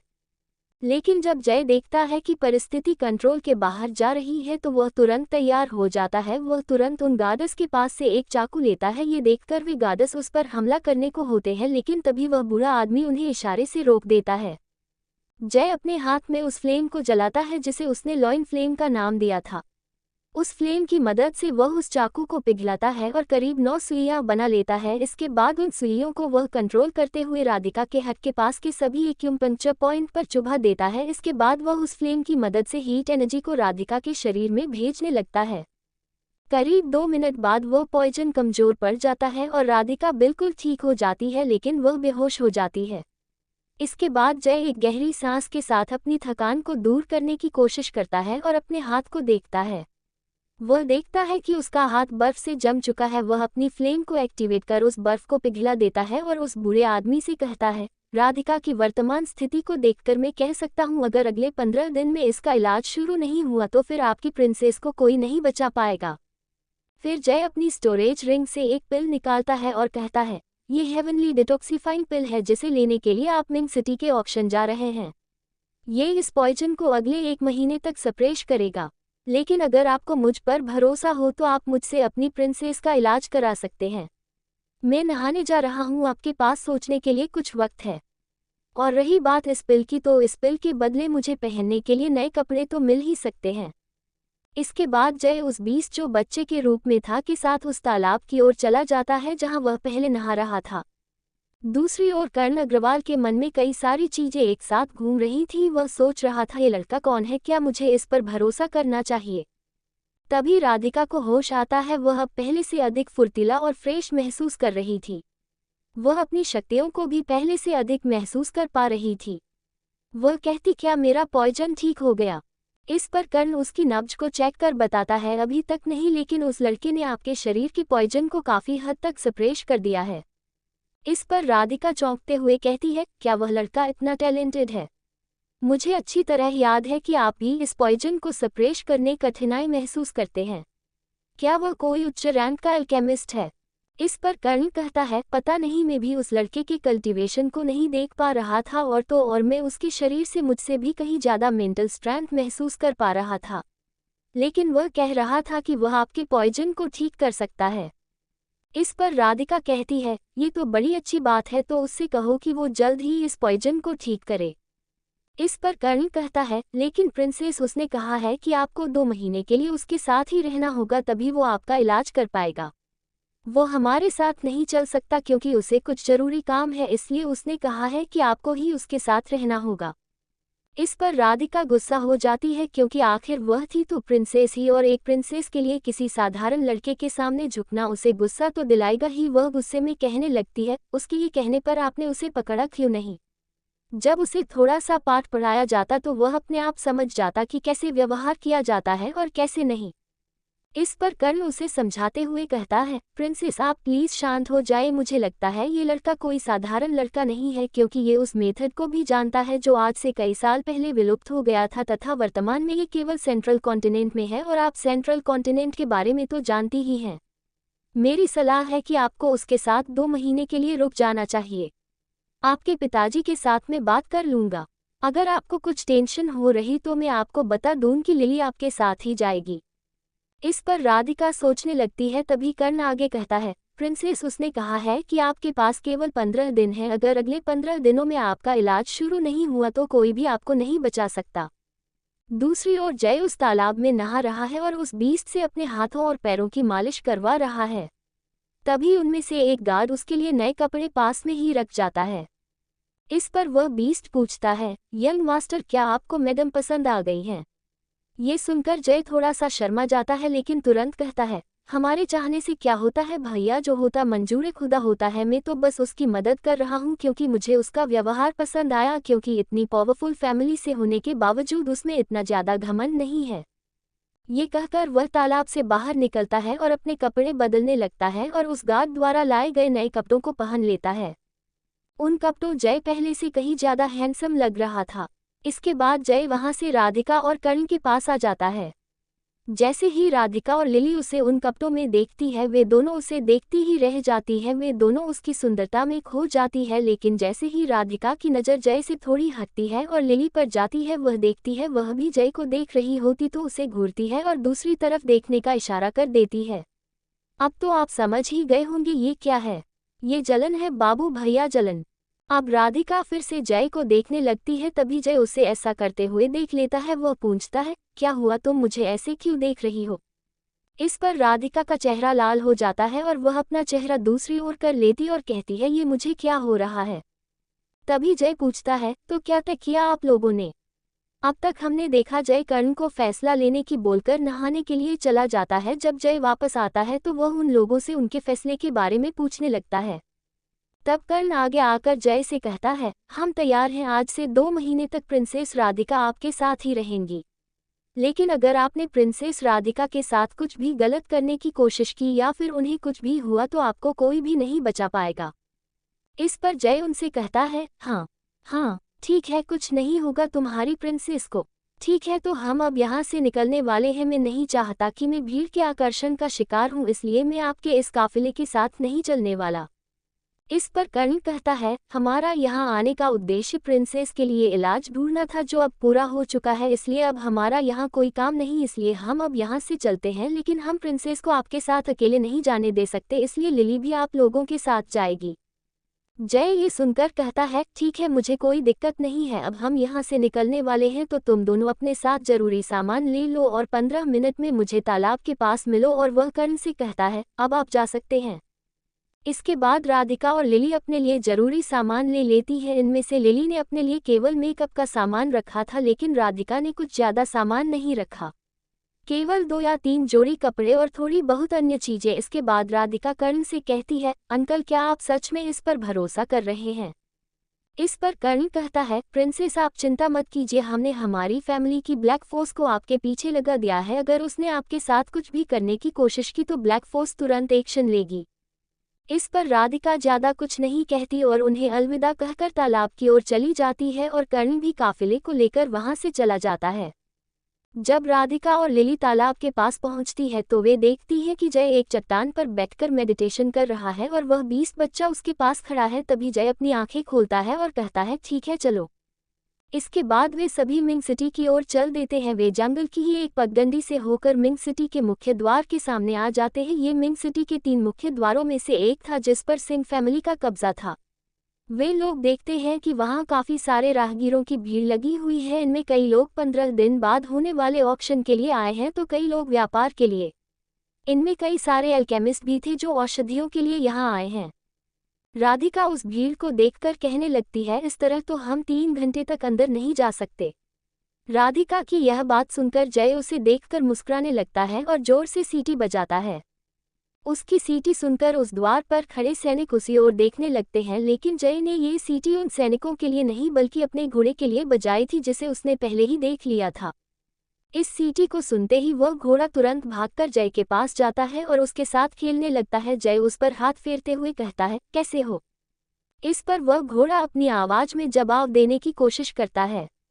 तभी सभी सिपाहियों की नज़र जय पर जाती है। वे जय को देखकर खुश हो जाते हैं और कहते हैं, यंग मास्टर आप ठीक हैं, आपको कुछ नहीं हुआ। ये सुनकर जय कहता है, मुझे क्या होगा? इस पर उन सैनिकों का हेड कहता है, शुक्र है कि आप वापस आ गए, वरना प्रधान ने इन दिनों सभी सैनिकों का जीना हराम कर रखा है। उन्होंने पिछले 2 महीने में सारा जंगल छान मारा है और वह दल जिसने आपको मारने का कॉन्ट्रैक्ट लिया था भी आधा तबाह कर दिया है। इस पर जय कहता है, लेकिन उनकी चोट का क्या? उनको जो चोट लगी थी उसकी वजह से उन्हें अपनी शक्तियों को उपयोग करने से मना किया गया था ना? इस पर वह सैनिक कहता है, जी हाँ, चौथे एल्डर ने उन्हें समझाने की कोशिश की लेकिन वे माने ही नहीं, लेकिन फिलहाल आप चिंता मत कीजिए, उन्हें कुछ नहीं हुआ है। इस पर जय चैन की सांस लेते हुए कहता है, ठीक है, तुम किसी को भेजो और दादाजी से कहो कि मैं ठीक हूँ और मैंने उनका इलाज भी ढूंढ लिया है। इसके बाद वह सैनिक यही करता है। इसके बाद जय भीतर जाने लगता है। उसके पीछे पीछे राधिका और लिली भी द्वार के भीतर होने लगती है। तभी वह सैनिक उन दोनों को रोक देता है। ये देखकर जय कहता है, वे दोनों मेरे साथ हैं। तभी आवाज आती है, तुम्हारे साथ हैं तो क्या उन्हें नियम मानने होंगे? यह आवाज सुनकर जय समझ जाता है कि कौन है और जय कहता है, मुझे पता नहीं था रॉय फैमिली के यंग मास्टर को दूसरों के मामलों में दखल देने का इतना शौक है। इस पर वही आवाज फिर से आती है, मुझे किस चीज में दिलचस्पी है और किस में नहीं, इन सब से तुम जैसे कचरे को कोई लेना देना नहीं होना चाहिए। ये रॉय फैमिली का सबसे बड़ा बेटा चिराग रॉय था। ये हमारे जय से करीब 6 साल बड़ा था और कल्टीवेशन में फाउंडेशन बिल्डिंग के पीक पर था। जय कहता है, लगता है तुम पिछली बार का सबक भूल गए हो। इस पर चिराग कहता है, पिछली बार तुम्हारा बड़ा भाई तुम्हारे साथ था, लेकिन इस बार तुम्हें मुझसे कौन बचाएगा? ये सुनते ही जय के सैनिक तुरंत अपने हथियार पकड़ लेते हैं और उन पर हमला करने को तैयार हो जाते हैं, लेकिन जय उन्हें रोक लेता है और कहता है, फैमिलीज के बीच ये पहले ही तय हो चुका है, कोई भी किसी और के क्षेत्र के मामलों में हस्तक्षेप नहीं करेगा, तो तुम किस आधार पर यहाँ आए हो? इस पर चिराग कहता है, आज तुम्हारे पास 2 ऑप्शन है, या तो तुम मेरे साथ लड़ो या फिर ये दोनों लड़कियों को यहीं छोड़ दो। इसके बाद वह राधिका और लिली को गंदी नजरों से देखने लगता है। जय कहता है, क्या हो अगर मैं ये दोनों ऑप्शन ही खारिज कर दूं? इस पर चिराग कहता है, तुम ऐसा नहीं कर सकते हैं। इसके बाद वह एक इशारा करता है और वहां बहुत सारे लोग आ जाते हैं। जय स्थिति को देखकर समझ जाता है कि अगर दोनों दलों के बीच इस वक्त लड़ाई हुई तो नुकसान उसके दल का ही होगा। Dot dot dot dot dot हमने अभी तक देखा कि जय मिंग सिटी वापस आ गया था, जहां पर रॉय फैमिली का यंग मास्टर उसे रास्ते में ही अपने साथियों के साथ रोक लेता है और फिर उसे अपना चैलेंज स्वीकार करने के लिए मजबूर करने लगता है। वह कहता है, या तो मुझसे लड़ो या फिर इन दोनों नाजुक से फूलों को यहीं पर छोड़कर चले जाओ।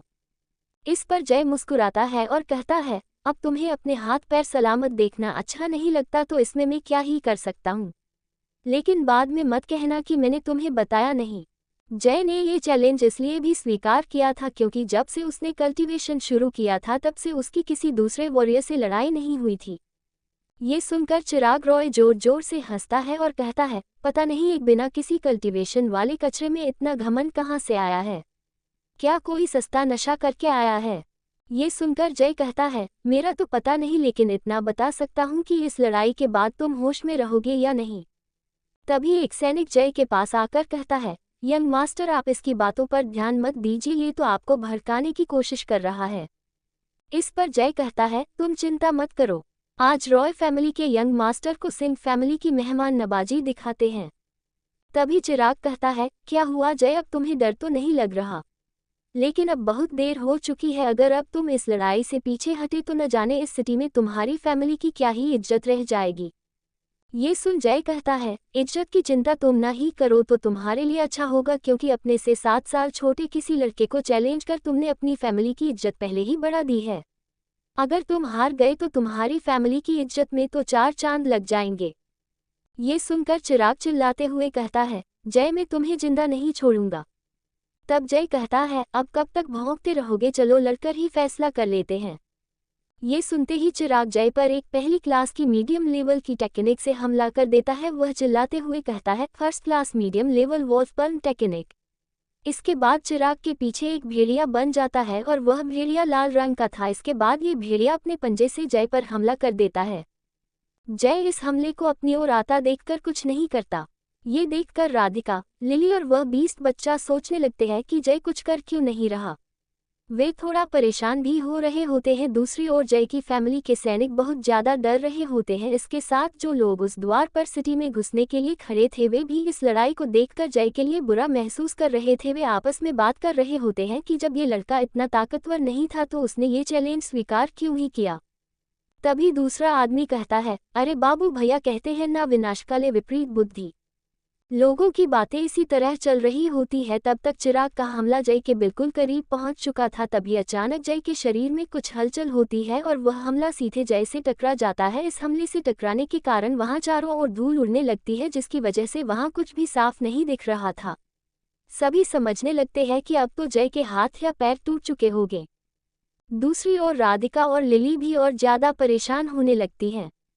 वह बीस्ट बच्चा भी इसलिए परेशान हो रहा था क्योंकि अगर जय मर गया तो वह भी मर जाएगा। लेकिन जैसे ही धूल हटती है तो सभी दंग रह जाते हैं। वहां पर कोई नहीं था। चिराग भी ये देखकर दंग रह जाता है और जल्दी जल्दी अपने चारों ओर देखने लगता है। तभी उसे अपने पीछे से आवाज आती है, क्या रॉय फैमिली के यंग मास्टर में इतनी ही दम है? लगता है आपकी फैमिली आप पर ज्यादा ध्यान नहीं दे रही है। इस पर चिराग तुरंत पीछे देखता है। वह देखता है कि जय उसके पीछे बिल्कुल सही सलामत खड़ा है और उसके शरीर पर एक खरोंच का निशान तक नहीं है। दरअसल जय ने हमला उससे टकराने से पहले ही थंडर स्टेप्स टेक्निक का उपयोग कर दिया था, जो क्लास 2 की लॉ लेवल की तकनीक थी, लेकिन इससे उसकी गति बहुत तेज हो जाती थी। ये टेक्निक उसके मास्टर, माफ कीजिए गॉडफादर, ने उसे दी थी और जय ने रास्ते में ही इसमें महारत हासिल कर ली थी। चिराग तो ये सब देखकर गहरी सोच में पड़ जाता है। वह सोचने लगता है कि क्या ये वही कचरा है जो कल्टीवेशन तक नहीं कर सकता। लेकिन ये मेरी तकनीक से बच कैसे गया? इससे बचना तो लेवल 8 के व्यक्ति के लिए भी इतना आसान नहीं होता। लेकिन चिराग इन सब बातों को नज़रअंदाज करते हुए जय से कहता है, लगता है मैंने तुम्हें कुछ ज़्यादा ही हल्के में ले लिया।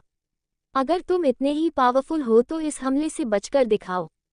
इसके बाद वह अपने हाथों की शील बदलता है और उसके चारों ओर शक्तियां इकट्ठा होने लगती है। इसके बाद ये शक्तियां एक बड़े से भेड़िए का रूप ले लेती है। तभी चिराग चिल्लाते हुए कहता है, class 2 medium level fire wolf technique. उसके ऐसा कहते ही यह वॉल्फ जय की ओर तेजी से बढ़ने लगता है। जय ये देखकर इस हमले से बचने की बजाय इस पर सीधा हमला करने की तय करता है। इसके बाद वह अपनी फ्लेम को अपने पंच पर इकट्ठा कर उस वॉल्फ पर हमला करने के लिए आगे बढ़ने लगता है। ये देखकर आसपास खड़े लोग, खासकर वे सैनिक और राधिका, परेशान हो जाते हैं। एक क्लास 2 की तकनीक पर सीधा हमला करने की तो वे भी नहीं सोच सकते हैं, लेकिन जय उस तकनीक के साथ सीधा टकराने की कोशिश कर रहा है। दूसरी ओर उस बीस्ट बच्चे की हालत तो खराब हो रही होती है। वह सोचने लगता है, न जाने किस मनहूस घड़ी में वो जय से मिला था। वह मन ही मन भगवान से कहने लगता है, हे भगवान, क्या मेरा मास्टर बनाने के लिए तुम्हें ये पागल बच्चा ही मिला था? इससे अच्छा तो आप मुझे सीधा ही अपने पास बुला लेते। दूसरी ओर जय उस शक्ति के बने भेड़िए की ओर बढ़ते बढ़ते अपने पंच पर फ्लेम को और घनी करता जा रहा था। इसके बाद जैसे ही वह टेक्निक और जय का मुक्का टकराता है, एक ब्लास्ट होता है। इसकी आवाज़ बहुत ही तेज थी। फिर इसके बाद एक एनर्जी की लहर चारों ओर फैल जाती है और जहां पर दोनों टकराए थे वहां धूल फैल जाती है। तभी उस धूल के बवंडर से एक लड़का पीछे घिसकता हुआ आता है। ये जय था। जय को देखकर सभी को लगने लगता है कि जय जख्मी हो गया है, लेकिन होता इसका बिल्कुल उलट है। जय इस टकराव से थोड़ा पीछे तो हटता है, लेकिन उसे कुछ नहीं होता है।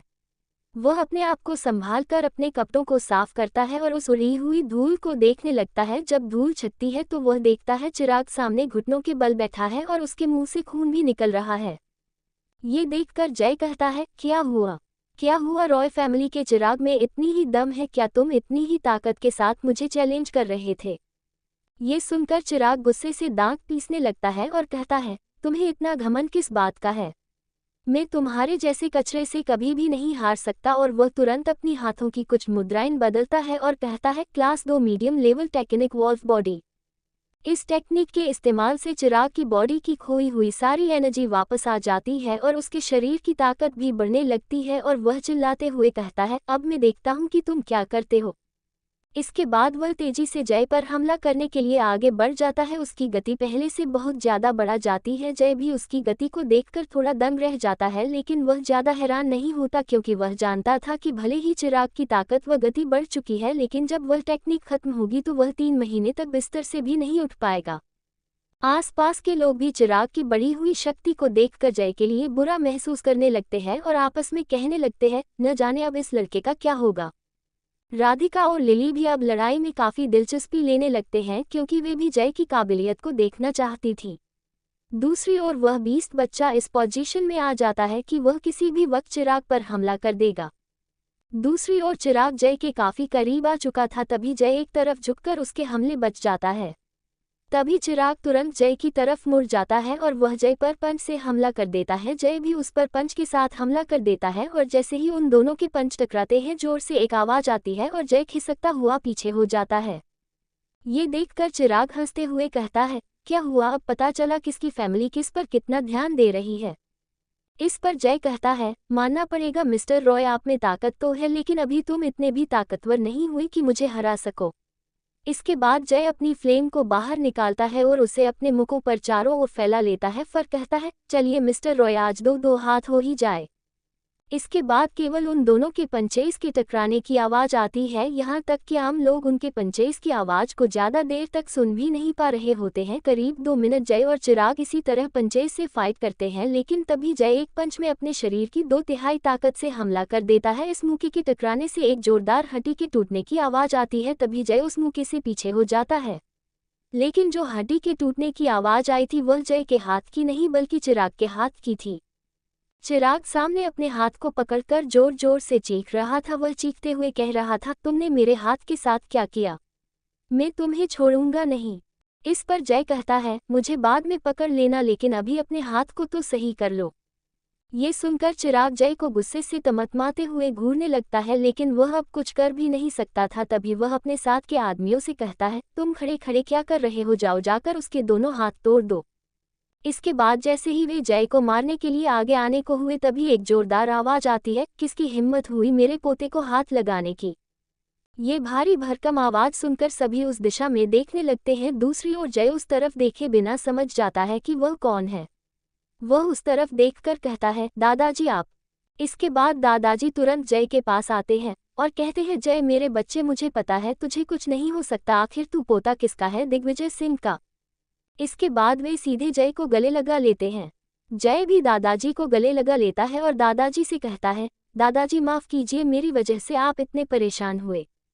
ये सुनकर जय के दादाजी उसके सर पर मारते हुए कहते हैं, इसमें माफी की क्या बात है, मेरा तुम्हारे लिए परेशान होना तो लाजमी है। क्या तुम अब ये चाहते हैं कि मैं तुम्हारे लिए परेशान भी न हूँ?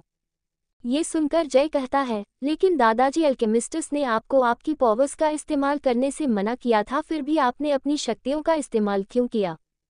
इस पर दादाजी कहते हैं, तुम परेशान मत हो, मुझे कुछ नहीं हुआ, देखो मैं बिल्कुल ठीक हूँ। तभी दादाजी का ध्यान जय से हटकर आसपास जाता है और वह फिर जय को ध्यान से देखता है और खुशी से लगभग चिल्लाते हुए कहते हैं, तुम अब कल्टीवेशन कर सकते हो। इस पर जय थोड़ी सी खुशी के साथ कहता है, हाँ दादाजी, लेकिन इसके आगे। वह जय के दादाजी के कानों में कहता है, इसके आगे मैं आपको घर जाकर बताऊंगा। इसके बाद दादाजी भी उससे ज्यादा सवाल नहीं करते और चिराग को देखकर कहते हैं, तुमने अपने से छोटे को चैलेंज किया, क्या तुम्हारे पिता ने तुम्हें यही सीख दी है और तुम हमारे इलाके में क्या कर रहे हो? इस पर चिराग कुछ नहीं कहता है और अपने आदमी का सहारा लेकर खड़ा होता है और अपना सर नीचे कर दिग्विजय सिंह के सामने खड़ा हो जाता है। दिग्विजय सिंह कहता है, क्या तुम्हें हमारे फैमिली द्वारा बातों की परवाह नहीं, या फिर तुम खुद को इतना ज्यादा ताकतवर समझ रहे हो कि तुम बड़ों की बात नहीं मानोगे? तभी एक आदमी की आवाज आती है, यंग मास्टर की तरफ से मैं माफी मांगता हूँ, अभी जवान और गर्म खून है इसलिए उनसे गलती हो गई। इस पर दिग्विजय कहता है, तो इन्हें संभालना आपकी जिम्मेदारी नहीं है मिस्टर रॉय, या फिर आप भी हमारे बीच हुए फैसले से संतुष्ट नहीं हैं? इस पर वह आदमी कहता है, नहीं नहीं, ऐसी कोई बात नहीं, अभी आपके घर आपका पोता वापस आया है, इसलिए आप अभी इसका जश्न मनाएं और यंग मास्टर की तरफ से मैं आपसे माफ़ी मांगता हूँ। इसके बाद दिग्विजय भी उसे नज़रअंदाज कर देता है और उन्हें वहां से जाने का इशारा कर देता है। इसके बाद चिराग के साथ आए आदमी उसे सहारा देकर वहां से निकल जाते हैं। अब जय के दादाजी उर्फ दिग्विजय सिंह जय से कहते हैं, चलो जय, घर चलते हैं। इस पर जय उन्हें सबसे पहले उस 20 बच्चे से मिलाता है और कहता है, यह मेरा दोस्त रघु है, यह मुझे जंगल में मिल गया था। ये सुनकर वह 20 जय को देखने लगता है, लेकिन जय उसे इशारा करता है जिससे वह समझ जाता है और दादाजी के सामने झुकते हुए कहता है, प्रणाम दादाजी। अब जय राधिका और लिली को भी दादाजी से परिचित कराता है। ये राधिका और ये लिली, ये भी मेरी दोस्त हैं। ये मिंग सिटी घूमने आए हैं और 2 महीने तक मेरे साथ ही रुकेंगी। इस पर दादाजी जय को थोड़ा दूर ले जाकर कहते हैं, सच बता, तेरे और इस लड़की के बीच कुछ चल तो नहीं रहा? राधिका और लिली भी ये सब सुनने की कोशिश कर रही होती है, लेकिन उन्हें कुछ सुनाई नहीं देता। दादाजी की बात सुनकर जय थोड़ा शर्मा जाता है, लेकिन फिर कहता है, ऐसा कुछ नहीं है दादाजी। ... हमने अब तक देखा कि जय मिंग सिटी वापस आ चुका था, जहां पर उसका मुकाबला रॉय फैमिली के सबसे छोटे बेटे चिराग रॉय से हो गया, जिसमें जय ने बड़ी आसानी से चिराग को हरा दिया। अपनी हार से चिढ़कर जैसे ही चिराग ने अपने आदमियों को जय पर हमला करने का हुक्म दिया, वैसे ही वहां दादाजी आ पहुंचे, जिसकी वजह से चिराग को रुकना पड़ा। जय के दादाजी आगे कुछ करते इससे पहले रॉय फैमिली का एक आदमी आकर मामले को शांत कर देता है। इसके बाद जय के दादाजी भी उनकी ओर ज्यादा ध्यान नहीं देते, क्योंकि इस सब जय का कोई नुकसान नहीं हुआ, बल्कि नुकसान तो चिराग का हुआ। बेचारे का हाथ टूट गया और उसने जो तकनीक इस्तेमाल की थी उसकी वजह से वह 4 महीने तक तो बिस्तर से नहीं उठ पाएगा। इसके बाद जय अपने दादाजी को अपने साथ आए तीनों लोगों से मिलवाता है। जय के दादाजी भी जय के साथ उन 2 सुंदर लड़कियों को देखकर जय की टांग खींचने लगते हैं, लेकिन जय दादाजी से कहता है, अब आप मेरी टांग खींचना बंद करेंगे दादाजी? इस पर जय के दादाजी कहते हैं, अरे तुम तो ऐसे कह रहे हो मानो मैंने तुम्हारी कोई पोल खोल दी हो, और 2 महीने तक कहाँ थे? इस बुढ़ापे में मुझे दिल के दौरे से मारने का इरादा है क्या तुम्हारा? ये सुनकर जय दादाजी से गुस्सा होते हुए कहता है, दादाजी अगर आपने फिर से अपने मरने की बात कही तो मैं वापस चला जाऊंगा और कभी वापस नहीं आऊंगा। इस पर दादाजी कहते हैं, ठीक है बाबा, नहीं कहूंगा, अब ये तो बताओ तुम इतने दिन से कहाँ थे? दादाजी की इस बात पर जय कहता है, जब मैं ट्रेनिंग के लिए कुछ हर्बस लेने के लिए जंगल गया था तो एक व्यक्ति ने मुझ पर हमला कर दिया, उससे बचते बचते मैं जंगल की ओर भागा, तभी एक खाई में गिर गया। वो तो मेरी किस्मत अच्छी थी कि मैं एक एक्सपर्ट को मिल गया जिन्होंने मेरी जान बचा ली और मुझे कुछ दिन तक ट्रेनिंग भी दी, जिसकी वजह से मैं अब कल्टीवेशन कर सकता हूँ। ये सब बातें जय दादाजी को दूर ले जाकर बता रहा था, जिसकी वजह से राधिका और उन दोनों को कुछ भी सुनाई नहीं दे रहा था। जय की बातें सुनकर दादाजी जय से कहते हैं, अभी वे एक्सपर्ट कहाँ हैं? मैं उन्हें धन्यवाद देना चाहता हूँ। उन्हें नहीं पता कि उनका हम पर कितना बड़ा एहसान है। इसके बाद दादाजी जय को गर्व भरी नज़रों से देखने लगते हैं और उनकी आंखों से खुशी के आंसू भी गिरते दिख रहे होते हैं। इस पर जय अपने दादाजी की आंखों से उन आंसुओं को पोंछते हुए कहता है, दादाजी अब आप चिंता मत कीजिए, क्योंकि मैं अब बहुत ही ताकतवर बनूंगा और आपको कभी भी झुकने नहीं दूंगा। रही बात उन एक्सपर्ट की, तो वे तो कहीं चले गए। इस पर दादाजी कहते हैं, ठीक है, लेकिन अगर भविष्य में कभी तुम उनसे मिलो तो मेरी तरफ से उनका धन्यवाद करना। इसके बाद दोनों कुछ और देर तक इधर उधर की बातें करते हैं और फिर वापस उन तीनों के पास आ जाते हैं और फिर जय उनसे कहता है, तुम में से जो कोई मेरे साथ चलना चाहता है वह चल सकता है, अगर तुम थक गए हो तो दादाजी के साथ घर चले जाओ। इस पर वे तीनों ही जय के साथ चलने को तैयार हो जाते हैं, क्योंकि वे तीनों ही पहली बार इस सिटी में आए थे और वे इस सिटी में घूमना चाहते थे। जय भी उन तीनों से मना नहीं करता और कहता है, तो फिर चलो। इसके बाद वे मिंग सिटी के गलियों से होते हुए चलने लगते हैं। रास्ते में काफ़ी सारे लोग जय से मिलते हैं, उनमें से काफ़ी सारे लोगों की जय मदद कर चुका था, इसलिए वे जय की दिल से इज्जत करते थे। दूसरी तरफ वह 20 बच्चा जिसका जय ने अभी अभी नाम रघु दिया था, आसपास की दुकानों को देखने लगता है, क्योंकि वह एक 20 था इसलिए उसने कभी भी कोई बाजार नहीं देखा था। वह आसपास रखी नई नई चीज़ों को देखकर खुश हो रहा होता है। जबकि राधिका और लिली आसपास की भीड़ को देख रहे होते हैं, तभी राधिका की नज़र रघु पर जाती है और वह देखती है कि वह एक व्यक्ति को देख रहा होता है जो कैंडी बेच रहा था। वह ये भी देखती है कि उन कैंडीज को देखकर उसके मुंह से लार भी निकल रही होती है। वह उसके पास आकर उससे पूछती है, क्या तुम भी ये चीज़ खाना चाहते हो? इस पर रघु तुरंत उससे कहता है, हाँ हाँ, मगर ये है क्या? ये सुनकर राधिका मुस्कुराती है और कहती है, ये कैंडी है और खाने में मीठी होती है। जय भी उन दोनों को देख रहा होता है। वह राधिका के व्यवहार से बहुत प्रभावित था, क्योंकि एक प्रिंसेस होने के बाद भी उसमें अधिक घमंड नहीं था। वह काफी देर तक उसे देखता है। इसके बाद वह अपना ध्यान दूसरी ओर कर लेता है और बाजार के कुछ अन्य दुकानदारों से मिलता है जो उसकी जान पहचान के थे। दूसरी तरफ राधिका 4 कैंडी खरीदती है और वह उस दुकानदार को पैसे देने लगती है। तभी वह दुकानदार कहता है, आप यंग मास्टर के साथ हैं ना? इस पर राधिका कहती है, हाँ। तभी वह दुकानदार कहता है, तो फिर मैं आपसे पैसे नहीं ले सकता। ये बात सुनकर राधिका समझती है कि जय ने उन सबको डरा कर रखा है और वह जय को घूरने लगती है जो अभी कुछ दुकानदारों से बात कर रहा होता है। और इसके बाद उस दुकानदार से कहती है, तुम्हें यंग मास्टर से डरने की कोई ज़रूरत नहीं, तुम ये पैसे रखो। इस पर वह आदमी कहता है, मैं डर रहा हूँ और वो भी यंग मास्टर से। नहीं नहीं मैडम, आप गलत समझ रही हैं। मैं पैसे इसलिए नहीं ले रहा क्योंकि आज मेरी दुकान यंग मास्टर की वजह से ही है। मैं तो एक मजदूर था जो दिहाड़ी पर काम करता था, लेकिन रॉय फैमिली के यंग मास्टर ने एक बार मुझसे काम करवा कर मुझे पैसे देने से इनकार कर दिया और मेरी फैमिली को भी परेशान करने लगे। तब यंग मास्टर जय ने मेरी फैमिली को बचाया था और वे मुझे उनके इलाके से लेकर यहाँ आ गए। मेरे साथ ही उन्होंने कई और लोगों को भी उस चिराग के चंगुल से बचाया था और हमारे लिए ये दुकान की व्यवस्था की थी। इसलिए मैं आपसे पैसे नहीं ले रहा हूँ। ये सुनकर राधिका को अपनी पिछली गलती का एहसास होता है और वह अपने आप से कहता है, किसी के बारे में कोई भी सोच जल्दी नहीं बनानी चाहिए। और वह जय को देखने लगती है, लेकिन ये क्या जय वहां पर नहीं था जहां पर वह पहले था। वह ये देखकर आसपास देखती है, तभी उसे अपने पास से ही आवाज आती है, क्या चाचा जी, काम कैसा चल रहा है?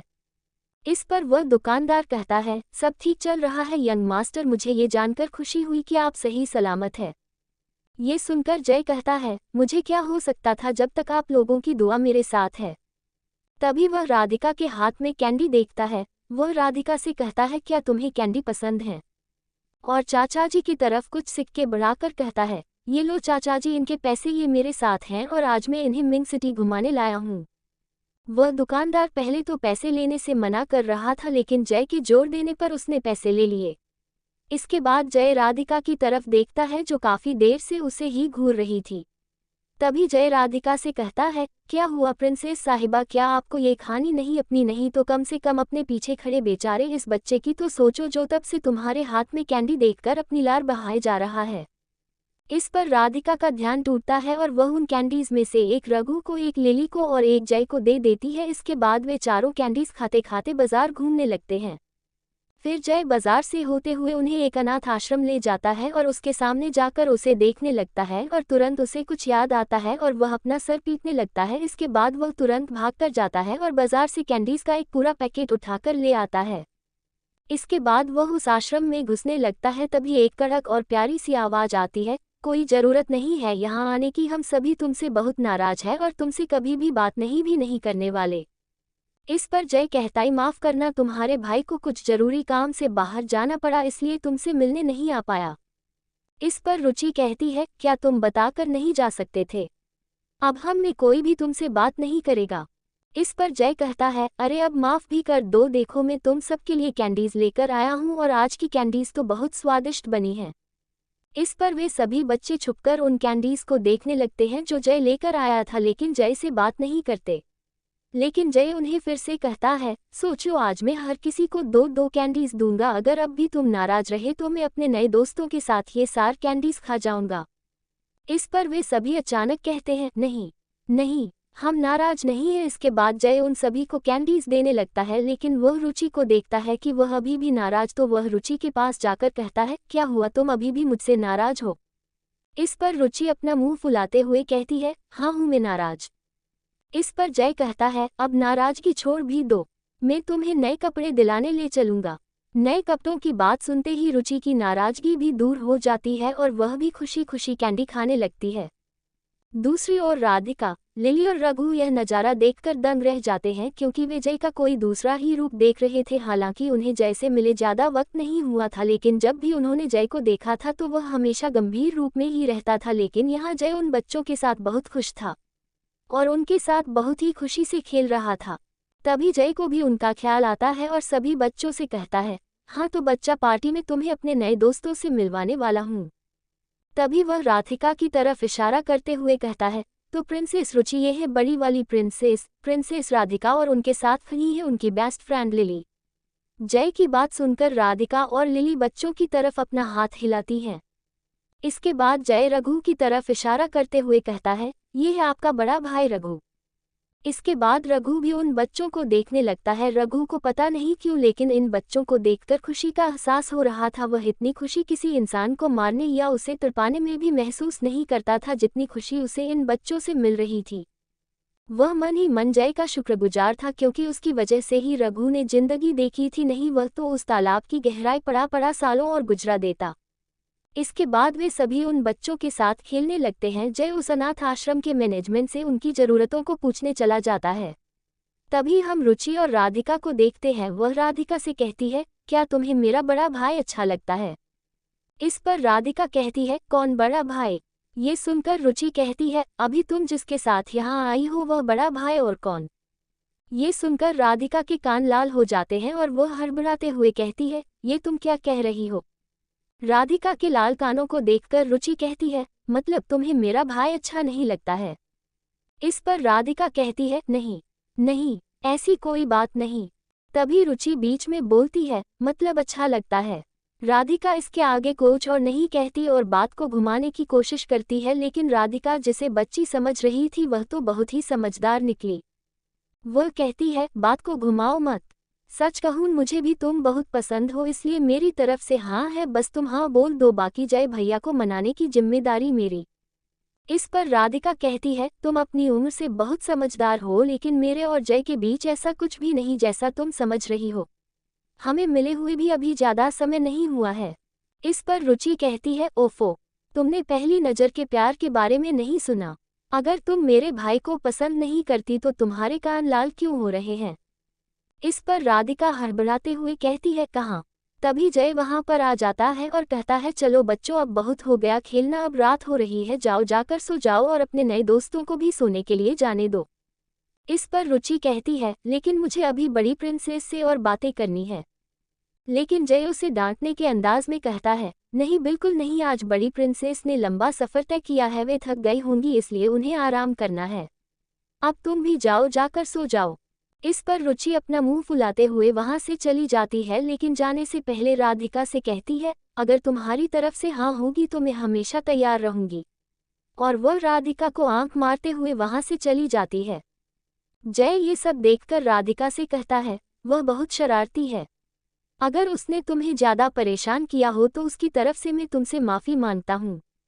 इस पर राधिका कहती है, नहीं ऐसी कोई बात नहीं है, बल्कि बहुत प्यारी बच्ची है।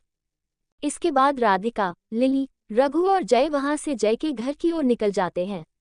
जय अपने घर पर पहुंचकर कहता है, हाँ तो दोस्तों, मेरे इस शानदार महल में आपका स्वागत है। वे सभी जय के घर को देखकर दंग रह जाते हैं, क्योंकि जय का घर आसपास के घरों से काफी ज्यादा छोटा था। राधिका उससे पूछती है, तुम्हारा घर बाकी सबसे छोटा क्यों है? जय इसके जवाब में कुछ कहता इससे पहले आवाज आती है, क्योंकि यह हमारी फैमिली का कचरा जो है। इस पर सभी उस आवाज की तरफ मुड़कर देखने लगते हैं। जय देखता है कोई लड़का अपने साथ कुछ 4 या 5 गार्ड्स को लेकर उसकी तरफ आ रहा है। ... 9201317 फर्नीचर बुडी बडी। हमने अब तक देखा कि जय और बाकी सभी मिंग सिटी में पूरे दिन घूमते हैं और फिर जय के साथ उसके घर आ जाते हैं। तभी जय का भाई ईशान वहां पर आ जाता है। वह आने के साथ ही जय को बेइज्जत करने की कोशिश करते हुए कहता है, क्यों मेरे नालायक भाई, मुझे उम्मीद नहीं कि तुम जिंदा वापस आ जाओगे। इस पर जय कहता है, उम्मीद तो मुझे भी नहीं थी कि यहाँ आते ही मेरा एक गधे के साथ पाला पड़ जाएगा। ये कहकर जय उसे नजरअंदाज कर वहां से आगे बढ़ने लगता है। लेकिन तभी ईशान गुस्से में कहता है, तुम्हारी हिम्मत कैसे हुई मुझे गधा कहने की? इस पर जय कहता है, जैसे तुम्हारी हिम्मत हुई मेरे घर आने की, अब अगर तुम्हें पिछली बार का सबक याद है तो तुरंत मेरी नज़रों से दूर हो जाओ, वरना मुझे तुम्हें वही पुरानी यादें याद दिलाने में कोई परेशानी नहीं है। इस पर ईशान का गुस्सा और बढ़ने लगता है और वह जय को कहता है, कमीने में तुम्हें छोड़ूंगा नहीं। इसके साथ ईशान जय की ओर उसे पंच मारने के लिए बढ़ने लगता है। वह अपनी नीले रंग की एनर्जी के साथ बहुत ही तेजी से जय की ओर बढ़ता है, लेकिन जय के लिए ये स्पीड अब बिल्कुल बच्चे की स्पीड जैसी थी। वह बड़ी आसानी से ईशान के हमले से बच जाता है और दूसरी ओर होते हुए कहता है, अरे मेरे प्यारे भाई, लगता है तुमने मेरी याद में प्रैक्टिस करना बिल्कुल ही छोड़ दिया है, तुम तो मुझे पिछली बार से भी कमजोर लग रहे हो। इस पर ईशान कहता है, तुम ज्यादा इतरा क्यों रहे हो, मैं तुम्हें मजा चखा कर रहूंगा। इस पर जय कहता है, मेरे भाई को मेरी कितनी फिक्र है, वह मुझे आते ही मजा चखाने की बात कर रहा है। लेकिन वो क्या है ना भाई, मैं थोड़ा थक गया हूं तो इस बारे में कल बात करेंगे। और वह फिर से उसे नज़रअंदाज कर वहां से जाने लगता है। लेकिन ईशान तो जैसे उसका पीछा न छोड़ने के इरादे से ही आया था। वह अपने गार्ड से कहता है, जाओ जाकर इसके हाथ पैर तोड़ दो, मुझे इसकी चीख सुनाई देनी चाहिए। ये सुनकर जय भी वहीं रुक जाता है और वह कहता है, एक बार और सोच लो, क्या तुम पक्का ये खेल खेलना चाहते हो? बाद में तुम चाहकर भी इस खेल से बाहर नहीं जा पाओगे। इस पर ईशान को लगता है कि शायद जय थोड़ा डर गया है। वह कहता है, क्या हुआ, डर गए क्या? लेकिन अब डरने का क्या फायदा, अब तो तुम्हारे हाथ पैर टूटकर ही रहेंगे। इसके बाद वह अपने गार्ड्स को इशारा कर देता है और उसके गार्ड्स जय को घेर लेते हैं, लेकिन जय के चेहरे पर डर का एक निशान नहीं था, बल्कि उसके चेहरे पर तो मुस्कान थी। वह मुस्कुराते हुए कहता है, ईशान तो सुनने वाला है नहीं, लेकिन मैं आखिरी बार तुम सबसे कहता हूँ, अगर तुम सबके हाथ या पैर टूट गए तो मेरी फैमिली तुम सबके इलाज का खर्चा नहीं उठाएगी और तुम सबको फैमिली से निकाल भी दिया जाएगा। ये सुन ईशान तुरंत चिल्लाते हुए कहता है, तुम सब चिंता मत करो, बस इसके हाथ पैर तोड़ दो, आगे का मामला मैं संभाल लूंगा। इस पर जय कहता है, तो फिर ठीक है। तभी ईशान के गार्ड्स जय पर हमला कर देते हैं। वे उस पर चारों ओर से हमला करते हैं, लेकिन जय तो पानी की तरह उनसे बचता जा रहा था। उनमें से कोई जय की गति के साथ मिलान नहीं कर पा रहा था। वे सभी उस पर हमला कर रहे थे, तो जय कभी इस ओर से तो कभी उस ओर से उनसे बचता जा रहा था। तभी जय उन पर हमला करता है। वह केवल 1 मिनट के अंदर उन पर लगभग 100 से ज्यादा मुक्के और लात चला देता है। कुछ समय के बाद ही वे सभी गार्ड जमीन पर पड़े हुए दर्द से कराह रहे थे। उनमें से कोई अपने हाथ को पकड़कर तो कोई अपने पैर को पकड़कर जमीन पर पड़ा रो रहा था। तभी जय ईशान को देखता है, जिसकी हालत ये सब देखकर बिल्कुल भीगी बिल्ली जैसी हो गई थी। जय उसे देखकर कहता है, तुम्हारे ये गार्ड्स तो मेरा कुछ नहीं कर पाए, अगर तुम चाहो तो कोशिश कर सकते हो। ये सुनते ही ईशान का डर बिल्कुल गायब हो जाता है और वह गुस्से का रूप ले लेता है, क्योंकि उसकी नज़र में तो जय बिना किसी कल्टीवेशन का एक कचरा था जिसे कोई भी सामान्य कल्टीवेटर हरा सकता था, लेकिन वह अभी जो देख रहा था वह उसकी उम्मीद के बिल्कुल बाहर था। तभी वह कहता है, हाँ तो क्या हुआ जो तुमने इन सबको हरा दिया? ये सब तो बस मामूली गार्ड्स हैं। तुम्हें शायद पता नहीं है कि पिछले हफ्ते ही मैंने फाउंडेशन बिल्डिंग के 8वें लेवल का ब्रेक थ्रू किया है। ये सुनकर जय हंसता है और कहता है, तुम चाहे किसी भी लेवल पर पहुंच जाओ, लेकिन तुम जब भी मुझसे भिड़ने की कोशिश करोगे तो नतीजा वही होगा जो पिछली बार हुआ था। ये सुनकर ईशान गुस्से से जय पर अपने पंच से हमला कर देता है, लेकिन जय उसके पंच को बड़ी आसानी से पकड़ लेता है और उसे दूर फेंक देता है। इसके बाद वह उससे कहता है, मैं तुम्हें कोई नुकसान पहुंचाना नहीं चाहता, इसलिए ये सब रोक दो, वरना ये सब तुम्हारे लिए ही बुरा होगा। लेकिन ईशान उसकी कोई भी बात नहीं सुनता और वह उस पर एक तकनीक जिसका नाम दी 1000 पंचेस से हमला कर देता है। यह एक फर्स्ट क्लास की मीडियम लेवल की तकनीक थी, लेकिन जय केवल अपने पंच की स्पीड से ही उसके इस हमले को नाकाम कर देता है। ये देखकर ईशान दंग रह जाता है, लेकिन तभी जय तुरंत उसके करीब आता है और उसे उसके मुंह से पकड़कर दीवार में दे देता है और वह उस पर अगला हमला करने ही वाला होता है, लेकिन तभी एक आवाज आती है, रुक जाओ जय। ... 9201318 फर्नीचर बुड्ढी। अभी तक हमने देखा कि ईशान जय को परेशान करने उसके घर आ गया था, जहां पर ईशान और उसके गार्ड्स के साथ जय की लड़ाई हुई, जिसमें जय ने बड़ी आसानी से उन सबको हरा दिया।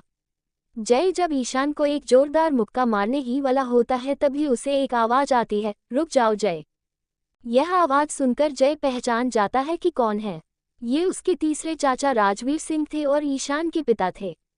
जय उस तरफ देखकर कहता है, रवि चाचा को मेरा प्रणाम। इस पर राजवीर उसकी बात को पूरी तरह नज़रअंदाज कर कहते हैं, ये सब क्या चल रहा है और जय तुम अपने भाई को क्यों मार रहे हो? इसका जवाब देते हुए जय कहता है, लेकिन चाचा जी शुरुआत तो इसने की थी, पहले ये मेरे पास आया था और इसने अपने गार्ड्स को मुझ पर हमला करने के लिए भी कहा। इस पर राजवीर सिंह कहता है, ठीक है, अभी जो हुआ भूल जाओ और उसे जाने दो, आखिर वो तुम्हारा भाई ही तो है। इस पर जय कहता है, भाई होने के नाते मैंने उसे पहले ही मौका दिया था, अगर मैं कमजोर होता तो क्या ये मुझे मौका देता। ये सुनकर राजवीर को थोड़ा गुस्सा आ जाता है, लेकिन वह अपने गुस्से को दबाते हुए कहता है, तो तुम क्या चाहते हो? मैं मानता हूँ कि उससे गलती हो गई, लेकिन अब तुम क्या करने की सोच रहे हो? इस पर जय कहता है, अगर आप इसे बचाना ही चाहते हैं तो इससे कहिए कि मुझसे माफ़ी मांगे तो शायद मैं इसे छोड़ दूँ। लेकिन ये सुनते ही ईशान का पारा चढ़ जाता है और वह गुस्से में कहता है, क्या कहा, मैं माफ़ी मांगूं और वो भी तुमसे, तुम जैसे कचरे से। जय ईशान की यह बात सुनकर कहता है, ओहो, रस्सी जल गई पर ऐंठन न गई, और यह कहकर वह उसके पेट में एक मुक्का मार देता है। वह आगे अपने चाचा राजवीर से कहता है, मैं पिछले 2 महीने से यहाँ नहीं था, इसका मतलब ये नहीं है कि मुझे कुछ पता नहीं है कि तुमने क्या क्या किया है, लेकिन आज तुम्हें अपने सारे किए की भरपाई करनी होगी। और यह कहकर जय आवाज देता है, रोशनी और रामू काका जल्दी यहाँ आइए। यह आवाज सुनकर एक औरत और एक बूढ़ा आदमी उसके घर के बाहर आ जाते हैं। ये दोनों जय के घर में काम करते थे और जय की इज्जत भी करते थे। वे मानते हैं कि जय एक अच्छा लड़का है, भले ही वह एक ताकतवर इंसान नहीं बन सकता, लेकिन वह बहुत ही समझदार इंसान बनेगा। और पूरी सिंह फैमिली में केवल यही 2 नौकर जय के घर काम करने आते हैं। लेकिन जब जय यहाँ नहीं था तो ईशान ने इन्हें बहुत परेशान किया था, इसलिए जय ईशान से कहता है, माफ़ी मांगो इन दोनों से। इस पर ईशान कहता है, मैं इन 2 कोड़ी के नौकरों से कभी माफ़ी नहीं मांगने वाला। ये सुनते ही जय ईशान के पेट में जोरदार लात मारता है। ये देखकर राजवीर सिंह भी गुस्से में जय से कहता है, जय अब तुम अपनी हद पार कर रहे हो, मैं कहता हूँ छोड़ दो उसे। ये सुनकर जय कहता है, चाचा जी ये मेरा और ईशान का मामला है, अगर आपने इसे सही से सिखाया होता कि लोगों के साथ कैसे व्यवहार करते हैं तो शायद ये दिन भी नहीं आता, लेकिन अब इसे माफ़ी मांगनी ही होगी। ये सुनने के बाद जय के चाचा राजवीर सिंह का गुस्सा और ज़्यादा बढ़ जाता है और वह जय पर अपनी एनर्जी के साथ हमला कर देता है। ये हमला बहुत ही ज़्यादा शक्तिशाली थी क्योंकि जय के चाचा धर्म लेवल पर थे, लेकिन तभी कहीं से एक एनर्जी बॉल आती है और उस हमले को रोक देती है। ये एनर्जी बॉल जय के चौथे चाचा रवि सिंह थे। वह कहते हैं, राजवीर तुम्हें शर्म नहीं आती अपने बेटे जैसे लड़के पर हमला करते हुए? ये सुनकर राजवीर कहता है, मैं तो बस एक बिगड़े हुए बच्चे को सुधारने की कोशिश कर रहा था, क्या अब मुझे इतना भी हक नहीं है? ये सुनकर रवि कहता है, यहाँ पर कौन बिगड़ा बच्चा है और कौन सुधरा बच्चा ये तुम भी अच्छी तरह जानते हो और मैं भी। रही बात सुधारने की तो किसी को सिखाने के लिए इतना ताकतवर हमला नहीं करते। ये सुनकर राजवीर कहता है, तो तुम ही उससे ये क्यों नहीं कह देते कि मेरे बच्चे को छोड़ दे? इस पर रवि कहता है, देखो गलती तुम्हारे बच्चे की है और इस कांड में शुरुआत तुम्हारे बच्चे ने की थी, तो उसे माफ़ी तो मांगनी ही होगी। और अगर तुम सबूत की बात करो तो ये तीनों जो जय के पीछे खड़े हैं, इन लोगों ने अपनी आंखों से सब देखा होगा। ये तुम्हें अभी सब कुछ बता देंगे कि यहाँ क्या हुआ। ये सुनकर राजवीर अपनी दांत भींचने लगता है और कहता है, तुम ज़्यादा उड़ो मत, हाँ तो क्या गलती मेरे बेटे की थी? इस पर क्या वह अब नौकरों से माफ़ी मांगेगा? ये सुनकर रोशनी और रामू काका भी जय से कहते हैं, छोटे साहब रहने दीजिए हमें किसी पर माफ़ी। इससे आगे वे कुछ कहते इससे पहले ही जय कहता है, नहीं रोशनी बहन और रामू काका, इसने आपको परेशान किया है इसलिए इसे माफ़ी तो मांगनी ही होगी। इसके बाद वह उसके हाथ की उंगली पकड़कर उसके जरिए अपनी फ्लेम उसकी नसों में घुमाने लगता है, जिससे उसे असहनीय दर्द हो रहा था। वह इसे बिल्कुल भी सह नहीं पा रहा था, लेकिन बाकी सबको वह फ्लेम नहीं दिख रही थी। वे सब सोच रहे थे कि जय ये कर क्या रहा है कि ईशान इस तरह चीख रहा है। दूसरी ओर अपने बेटे की चीख सुनकर राजवीर का गुस्सा भी बढ़ने लगता है, लेकिन वह अब कुछ कर नहीं सकता था। तभी सभी को ईशान की दर्द भरी आवाज़ आती है, मैं तैयार हूँ माफ़ी मांगने के लिए। जय ये सुनकर कहता है, क्या कहा तुमने? कुछ साफ सुनाई नहीं दिया। इस पर ईशान फिर से कहता है, मैं तैयार हूँ माफ़ी मांगने के लिए। ये सुनकर जय ईशान का हाथ छोड़ देता है। ईशान तुरंत माफ़ी मांगता है, फिर उसके पिता उसे वहाँ से ले जाते हैं और जाते जाते जय से कहते हैं, मैं इसे याद रखूंगा। जय भी उन्हें देखकर मुस्कुरा देता है।